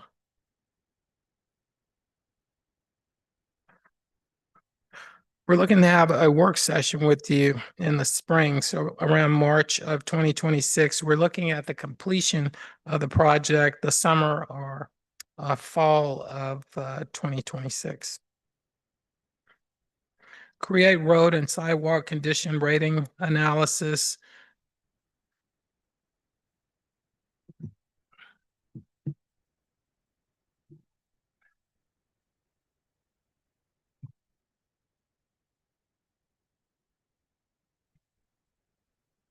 This project is underway. I will be asking to have a work session with you to give you some idea of what that program looks like, at least during the first quarter of 2026. Apologies. I think we have a number of questions. My first one would be, we already have a rating process. Are we tweaking it? We are doing a couple of things. One is to make sure that the rating process is being consistently carried out, and that we establish a routine of when we're going to evaluate all of our streets, and then making sure that as we rate, prioritize those streets, that we have a seamless process of getting those included in a recommended capital improvement program. So we're looking at the entire program, not just the rating system itself. Councilmember Smotherson. Thank you, Mayor Crowe. The question that I have is actually in reference to the sidewalks. And I just wanted to know, do we have the number, do we have a list of the number of trip hazards that are in the area, especially in the third ward? Because there are some serious conditions with sidewalks that I've seen literally. I mean, I've literally seen the sidewalks in front of somebody's house, right in front of their steps, and the sidewalks are standing up like this. And I'm just wondering, are we aware of all of those trip hazards that exist? And I'm only speaking about the third ward because I actually have one in front of my house right now. So again, do we have a list of those issues and those situations? We are constantly out examining streets and sidewalks. Do we know where each trip hazard within the city is today? No. I think that from a liability perspective, that it is not believed that a city would have identified each and every trip hazard that exists, because once you do know where every trip hazard is, and someone may slip and fall on that, then you have greater exposure. But we are out there conducting evaluations of streets and sidewalks. Those that we know are in poor condition, we recommend those as a part of the capital improvement project. and recommend that you allocate funding for making those corrections. So it's okay again for us to continue to report those Oh, situations. absolutely. Absolutely. We try to each year recommend funding that we think that we'll be able to spend in order to address those that we know are severe. And then last question is, do we ever consider hiring or outsourcing a company that actually specifically deals with that and getting some kind of recommendation? Or is that something that would come from the council? I'm just asking how we would approach that. Yeah, we're looking at all options for how do we best have a strong program. In some instances where we know we're doing a street, we'll also include the sidewalks as a part of that. I think Pershing, that's what we're doing as well, both the sidewalks and the street. In others where we may not need the street to be repaired, maybe it's a higher rated street, we just look at the sidewalks. Most of the sidewalk work today, we had in the past performed that in-house, but at this point, I think it's would overwhelm staff. So we're looking more at contracting out for it. Councilmember Brenner. Thank you, Mayor. Right now, what's our cycle on checking? Like how often do we cycle through on the check of streets and grade them? I don't know if we have established, I can tell you in general, what you do is you look at getting to each street at least every, depending upon the street, every 10 years. If it's a new street, you know that it's not going to degrade that quickly. So maybe you don't take a look at it for 10 years. If it's a street that had been previously identified as being, let's say a 3, and you have a 1 to 5 system, then you will likely want to go back out and take a look at that street more frequently. So are we that sophisticated here yet? I would be pressed to say that we are, but that's where we're trying to get to. Councilmember Fuller. Thank you, Honorable Mayor. I would, we have just gone through this been going through this whole thing for 10 years in the University Park subdivision. I think some of our private subdivisions have some ideas about how that could be done. We have gone through this business where we addressed curbs and gutters first before we did street improvement. That was all driven.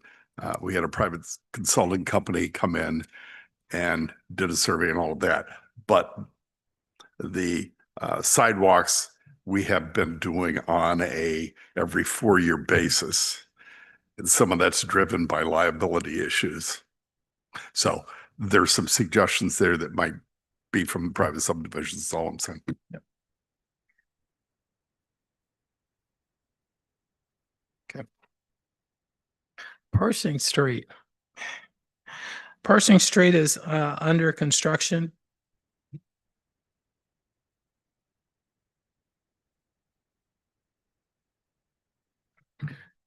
It is scheduled to be completed by the spring of 2026.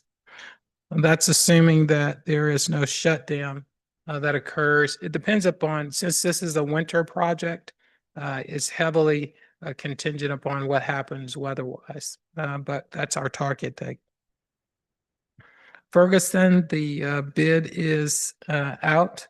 And so both of those projects are advancing at this point.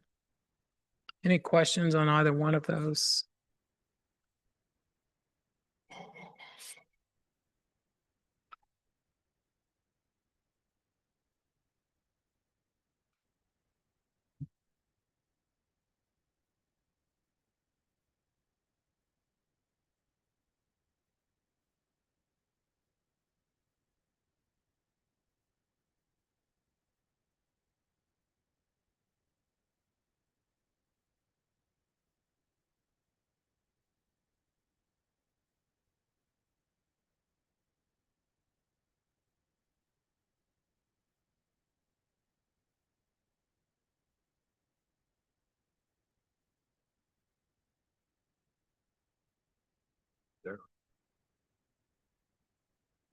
I won't go over each of the projects here, but I did want to give you an update on the major capital projects streetwise or bridges that we have underway. Just to give you a sense of budget and timing.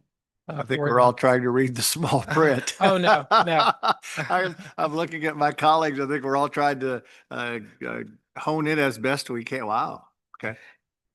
Yeah, the intention is just to give you kind of an idea. I didn't want to present each of the projects today, but there are more projects that we're working on than what's included in the work plan. But those are included in the capital improvement program. So after your review of that, if you need a larger print, we can try to get you that and respond to any questions that you might have later on.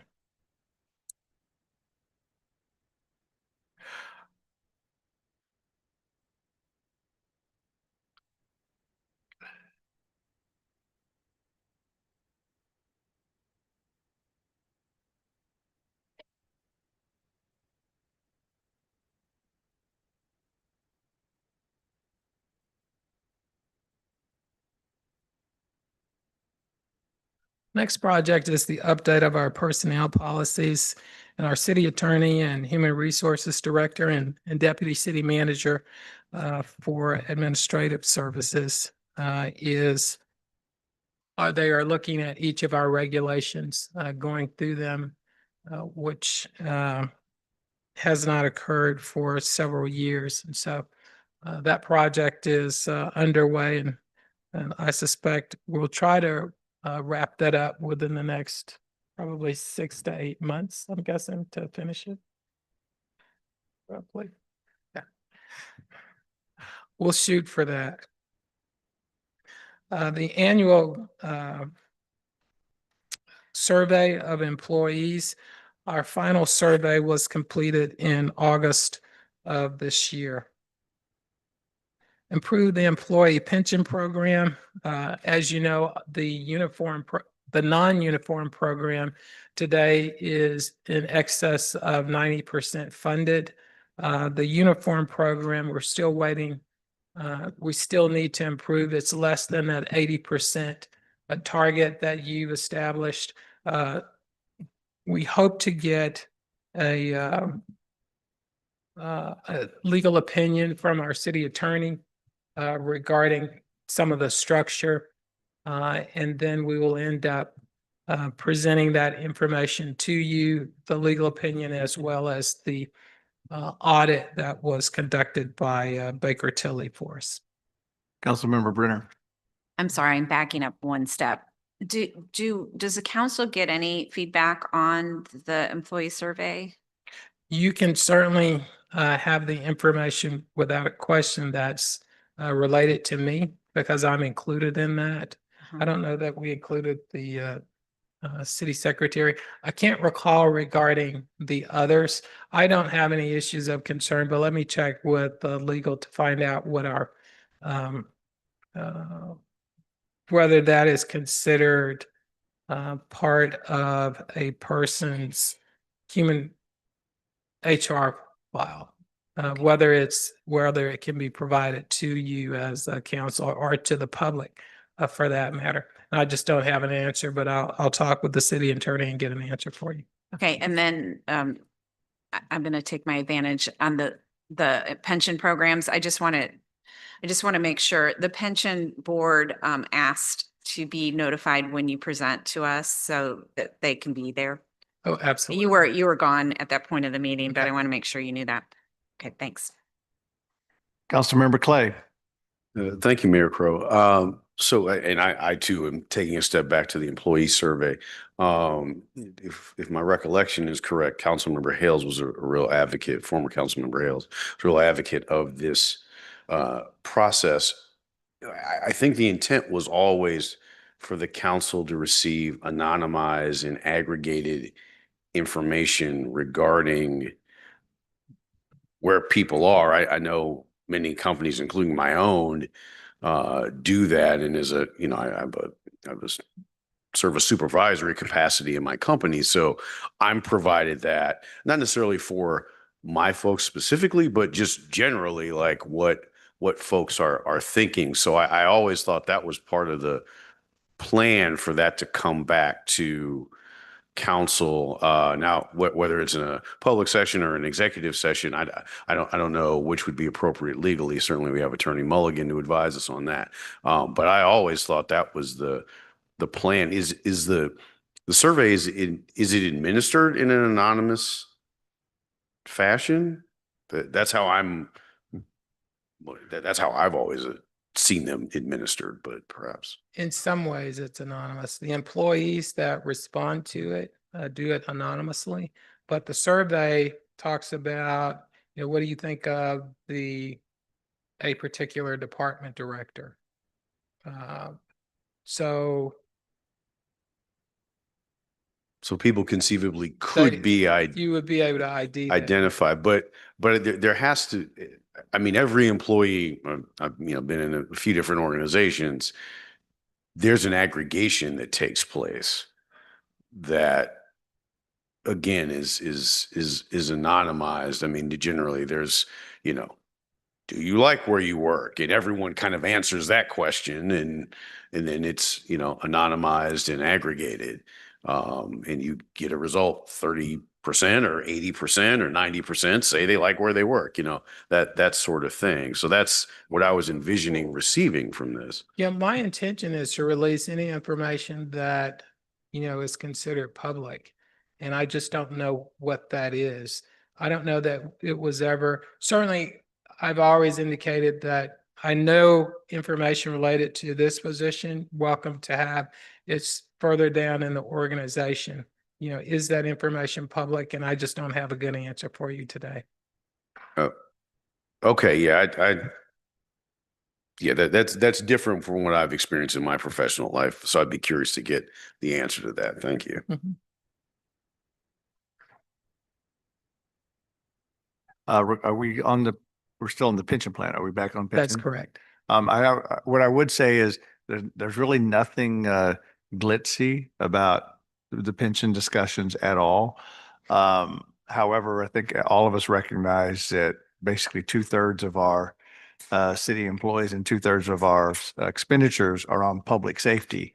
And so, and a large part of that is simply the personnel. And so the pension plan, when we're talking about wanting to spend money on other projects, I think we all have to recognize that we may need to be setting some funds aside if in fact that's the recommendation that comes forward for this particular issue, because everyone's kind of your hands are tied as long as that plan is that underfunded, and it's not something anyone's going to get kudos for. It's not whether it's the sidewalks or the streets or the street lights or whatever it is, but it's still something that needs to get done. And this has been an issue that's been around for quite some time. So hopefully we can find a way to solve this problem.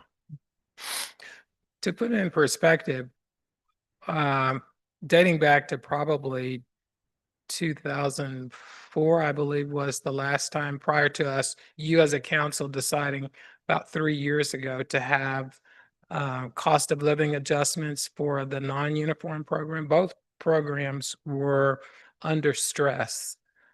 We've been successful in addressing the non-uniform program so that the past, I believe, 3 years, it exceeded that 80%, and you've been able to authorize cost of living allowances, which I believe is on your agenda for Monday. The police program is a little different in the way that it is structured. And so that's the information that we recently presented to the pension board. Part of that structure we're not quite sure about, but I believe that's what's adding to it being up under stress. So we're looking at ways to address that issue. But I'll be in a better position to talk more in detail about that once we end up getting a legal opinion. The salary survey update, project is underway. We're doing a compensation study based upon the criteria that you established, I think it was 5 to 7 years ago, about where you wanted staff to be. And so we are hopeful that we'll have that project completed around February. That may go into March, because once we have the report, we'll need to present that information to you in a work session as well.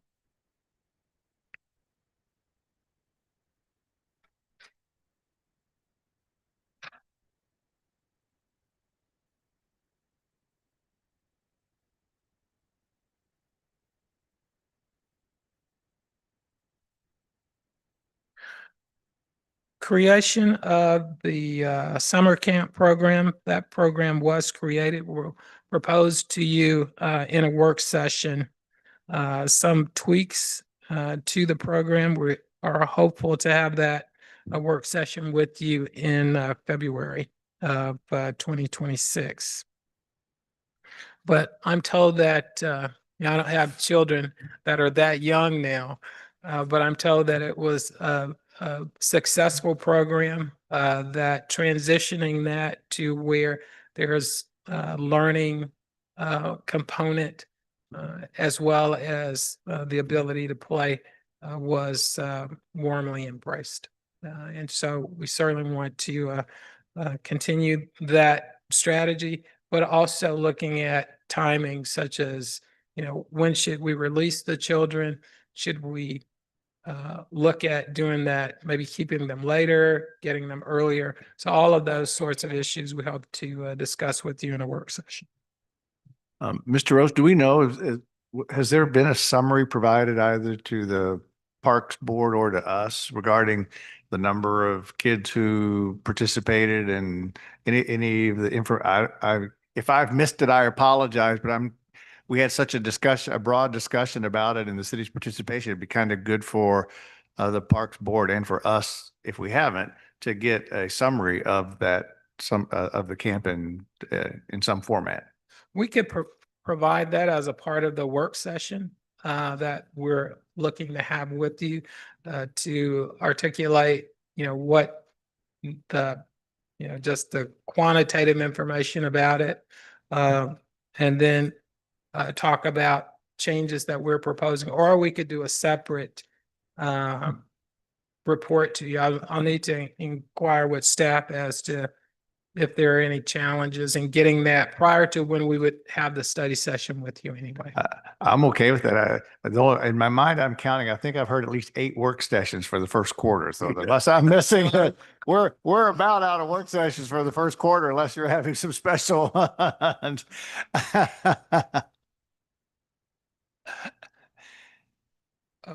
I believe Deputy City Manager Look, she's stepping up to the plate, I think.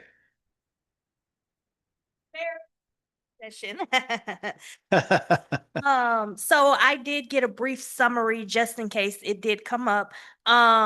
So it was an 8-week program held from June 9th to August 1st. There was no camp the week of June 9th. I'm sorry, there was no camp on June 19th or July 4th. So schedule was Monday through Friday, 9 a.m. to 3 p.m. As a parent of a child that participates in summer camp, I can tell you that should probably be tweaked. We did a maximum capacity of 15 children. We had a total enrolled was 18. The program fee was $700 per child, which is very, very low. Again, as a parent of a child that participates in summer camp, that is extremely low. We do have 2 books here. These are not to take, but that's kind of what I was pointing to. You all can look at those. Those are memory books that the staff created. So you can certainly take a look at that. It looks like the total cost, the actual cost for running the program was $56,387.14, of which the city subsidized $49,512.14. So again, as we are looking at next year, we will be looking at the time, because again, summer camps are typically, if they do a 9 o'clock, they have some type of before and after care. So we'll be looking at that as well as the fee and, you know, asking if you guys want to continue to subsidize it or if the fee should go up. I'm of the opinion that the enrollment was probably as low as it was because of the time. 9 a.m. to 3 p.m. is just, for most working parents, myself included, you know, in the summer, we are looking for something like an 8 to 5. So we'll be looking at options for that. But as you guys know, this was something we pulled together in pretty short order. And so I think for the trial run we did, it was successful. We got it off the ground. The children enjoyed it. The staff enjoyed it. But I do think there's room for improvement. And as follow-up to that, part of that presentation was after we got done, and you've done a great analysis here. Thank you. But there was will there be some discussion about the expansion of that program, both in numbers as well as activities, as we just got it off the ground? Yes, we will be looking at all of that. Again, I think when we get to talking about expanding activities and whatnot, we really do need to talk about the actual cost. Just as a personal note, the cost that I typically pay for my child for a full summer of summer camp is between $2,500 and $3,000. So if I could have enrolled my child here, I swear I would have, but that timing did not work out for me. So we will look at that. We will look at activities. We will look at, how do we increase enrollment? I personally think if we are able to offer some type of before or after care, we would likely see our enrollment increase. And just as a follow-up on the same vein, when we talked about this, the subsidy on the part of the city was to replace the overall fee. So if a child or if a family paid 600 or 750 a kid, we gave them possibly a partial scholarship. Is that correct? I'm not sure that we did scholarships. That's just the amount that we covered based on the registration fee. And times the amount of children we had, we brought in $12,000. So we ate the cost on everything else, which was a STEAM program that I think we contracted with SLU to come in and provide, the field trips, which also require buses. So we had activities with the program, but they had to be paid for. And with such a low registration fee, there was no way we would recoup our costs. So that is something that we are looking at to see if we can maybe have a middle ground there where we don't subsidize so much of the program, but also have a high quality summer camp that will attract more than 18 children. We probably, I would say though, am I right? My simple math was we subsidized $3,000 per child, just about. And my guess is that if we are able to expand the number of students, then that's probably beneficial to us. And I'd also say the other thing is it'd probably be interesting for us to note a little bit of the economic demographic of the students and the families who were in the program, because I assume we had a number of folks who probably were able to do it who could not have done it much higher. And that's a delicate balance for us as we proceed. But I'm glad that we did the program, and clearly it needs to be tweaked probably going forward. But I do agree on the 9 to 3. That does make it a little bit of a challenge for parents. I think we had two other folks. I can't remember who was first. So I'll go with Mr. McMahon, then Mr. Clay. Thank you, Honorable Mayor. I did have a grandson participating in the program, so I can speak a little bit more directly as to what was there. And we got emails from the staff person running it. Great communication. Let us know what we needed to do that week, what was coming up that week. If we needed any, sunscreen this week, make sure you have this. One of the weeks at the end, our police and our fire and staff participated, came out and did things with the kids. So it wasn't just Parks and Recreation helping running in this. It was the entire city, so to speak, helping running this. My grandson enjoyed his time there. One of the comments I had from one of the staff folks wasn't just the early and late, but if we could have maybe fees for a couple of weeks at a time. My grandson was enrolled with the school for their enrichment program for the first 4 weeks, but we signed him up for the whole 7 because at $700, it was still worth it. And he showed up on every Friday because they only ran from so he did Fridays for the first 4 weeks and the full week the rest, and it was still worth it for $700. He had a great time. The books that you're looking at showed up after the program was done at our house, just mailed to us unexpected, and we loved it. It was, and I told staff at the parks meeting, that was not just great for the families, it was a good reminder, but it's also good PR because they can share those with their friends. And so that was top-notch work. And that's why Ms. Taylor brought them to the next park meeting to make sure she shared them. So everybody should take a look at those. And the detail that went into that, I didn't notice it at first, but if you look at the book, there's some kids that will have smiley faces on them. Those children weren't, their parents asked that they not be put out in publications. But the staff also then, when they sent those to those kids' homes, those smiley faces were removed. So that's the level of detail that the parks went to, that family, then they could see their own child, but the rest where they didn't want them, it was there. So top notch program. Let's continue it if we can and make it even better. And I would concur with Councilmember McMahon. Again, personal experience, that week by week option is also very important. We did 700 for the entire program, which again is a steal. But most summer camps do offer the week by week option. So same thing, my son split his time between 2 camps this past summer, depending on what was available. Mr. Clay.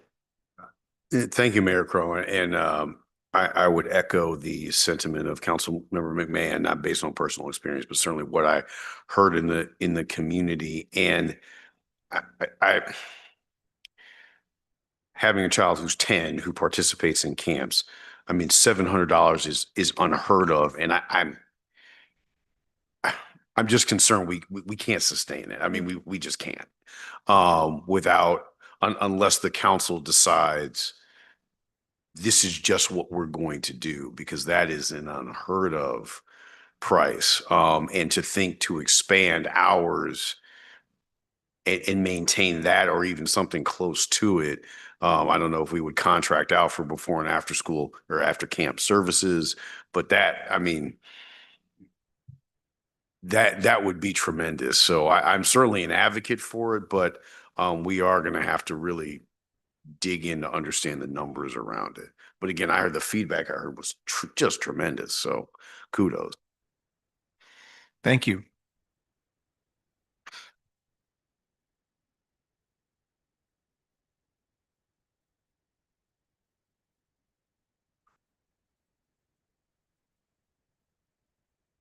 The other project that's being worked on is the creation of a free membership. This is for, at this time at least, students with a certain GPA or those that attend summer school. The idea here is to incentivize students to work hard, to be serious about getting an education. And if you do that, then you get free access to our pool as well as free access to Centennial Commons. They are working with the school district. I've asked our deputy city manager Chris Crable, to take over that project and provide, be a facilitator between the departments as well as the school district. The resident satisfaction survey is underway. The surveys, as most of you know, did you have a question? Sorry, Mr. Clay, I missed that line. Okay, no, that's okay. Just real quick, am I seeing this correctly that this project began in September of 24? The projected start date was in September of 2024. We Okay. have not gotten the project off the ground Okay, yet. all right. Oh, okay. Yeah.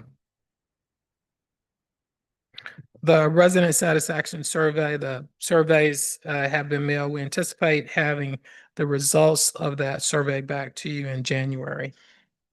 Good. Okay.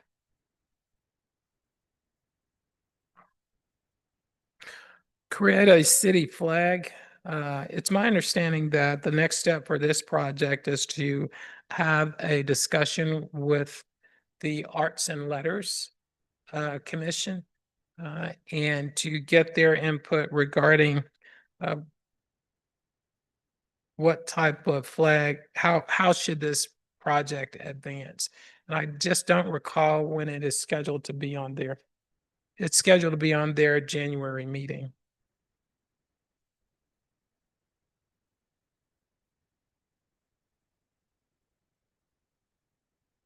Improve the webpage to connect with seniors, to connect seniors to services. This website is active at this point.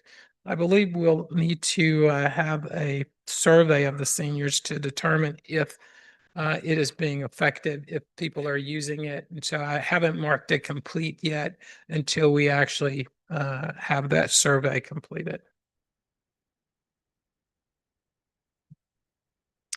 And the Ruth Park Golf Course Driving Range Improvement Project, that project is underway. We do a monthly report to the community. That report goes out in the community report as well as it is posted at the clubhouse. And I don't know, do you want to share any insight into what the current status is?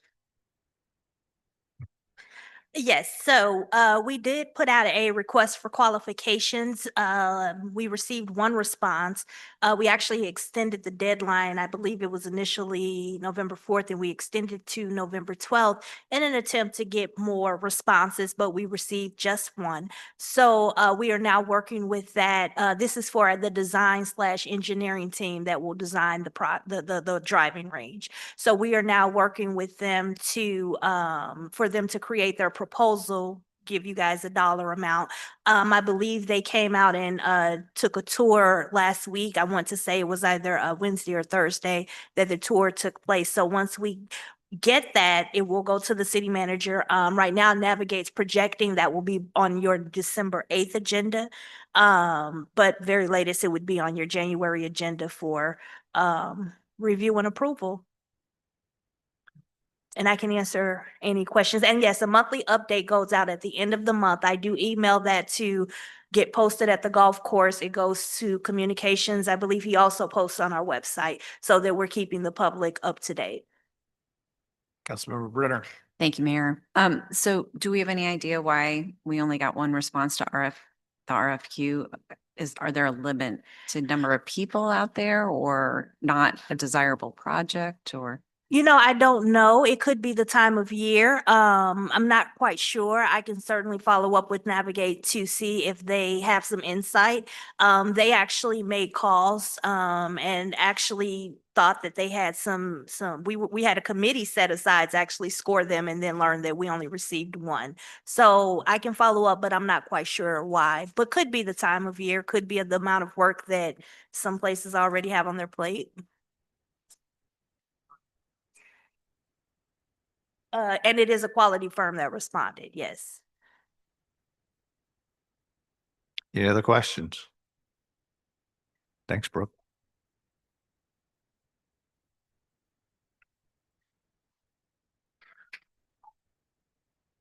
That concludes the update on the work plan and would be happy to respond to any remaining questions that you have. Councilmember Smotherson. Thank you, Mayor Crowe. I just wanted to go back to the arts and letters and the flag, the city flag, and just for clarifications, because my understanding with arts and letters is that what they would actually do is review suggested flag designs, not actually come up with a flag design. And I think that that's what their role is to actually review flag designs and then make a recommendation on that to the city. So I'm just, just to kind of give you a preamble to what may happen with that commission, because that may be something that they're not expecting, if you understand what I'm saying. So I believe that if they make the decision that it's a worthwhile project and that we should indeed pursue the creation of a flag design that would come back to them. Then I will huddle with staff to identify what process should we execute here. What do we think is the estimated cost? We don't have that type of talent on staff, so we would need to contract for those services. But perhaps they can give us some idea of what they would be looking for in a design for a flag for the city. Having gone through this process in the past, what I initially believed was going to take 90 days ended up taking 24 months. And that's a possibility here. It depends upon how much community engagement you want to do. And I would recommend a great deal of community engagement because the flag is not something that you will want to change often, in that you will want to make sure that you have consensus from the community on. Councilmember Fuller. Going back, I'm going to go back to the stormwater master plan. Some time ago, MSD came in here and talked about establishing that new project where they were going to put a literally buy out or dig a deep hole and create this new tunnel.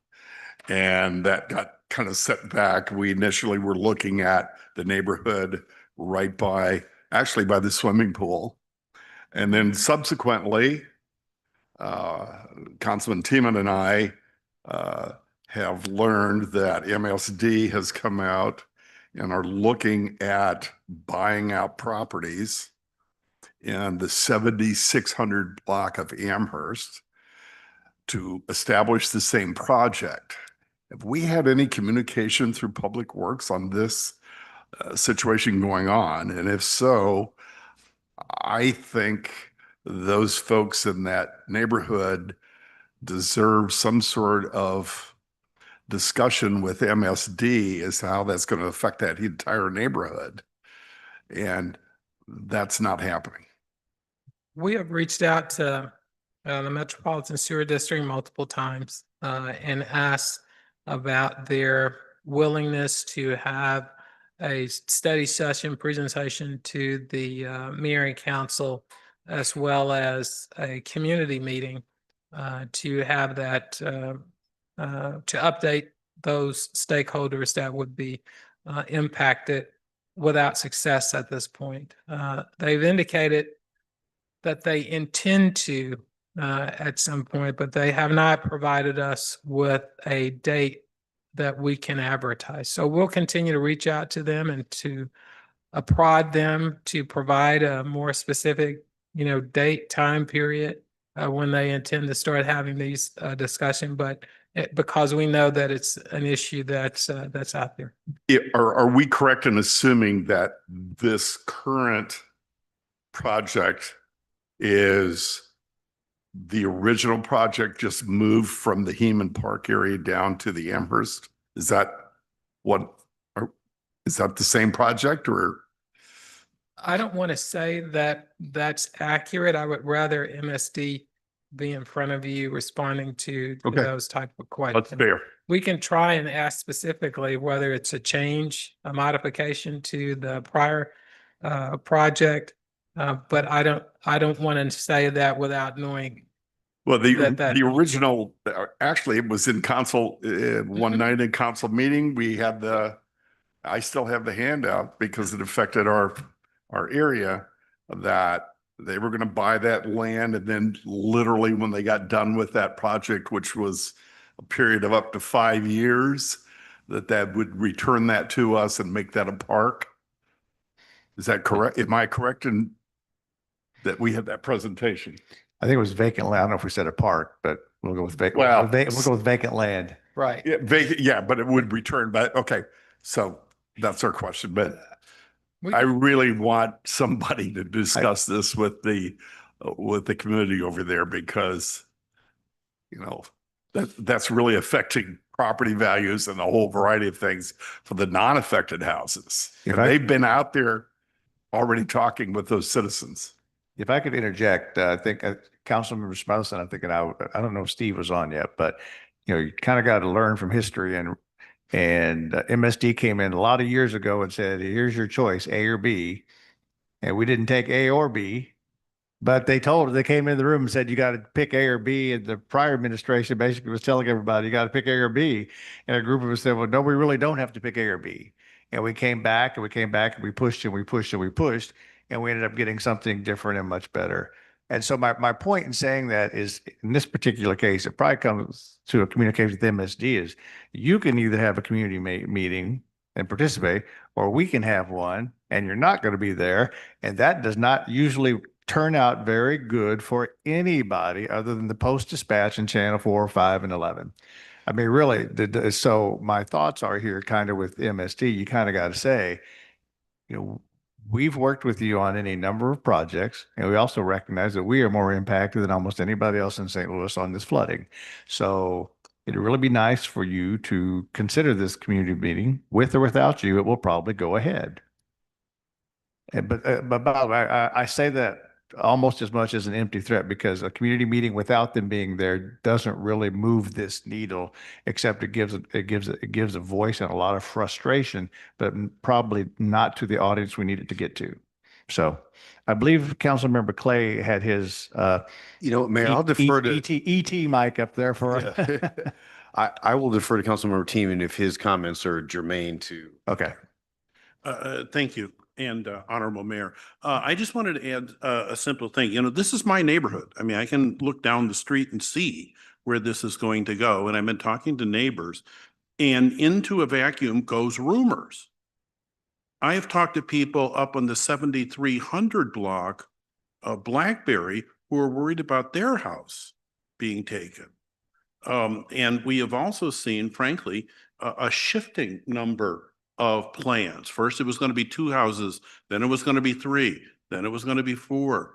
And I think that I'm simply encouraging us, sooner is better with information, because people are talking about selling their houses. People who probably will not be directly impacted by it are thinking about moving out.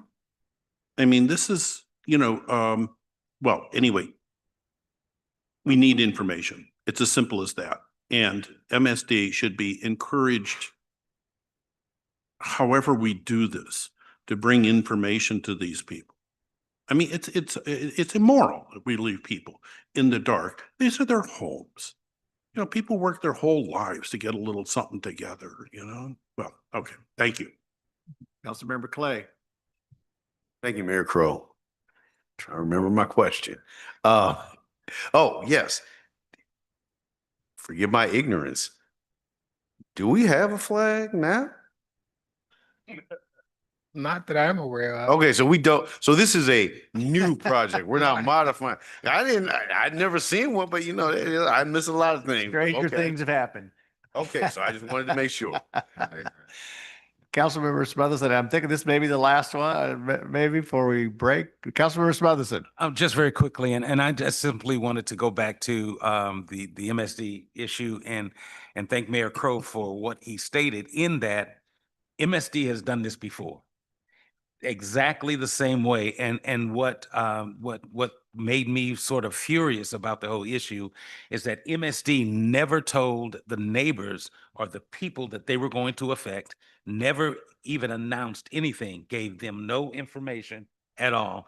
They were literally planning on taking 40 to 60 houses in either area, A or B, and never announced that to the neighbors. So again, as the mayor said, it's up to us and the second ward to actually call and have a community meeting so that the neighbors are informed, because MSD won't do it. Yeah, I'd rather us not get to the point where we have a ruckus. I really would like to not have that. So if there's a way for us to convince MSD to play in the right sandbox, it would sure be appreciated.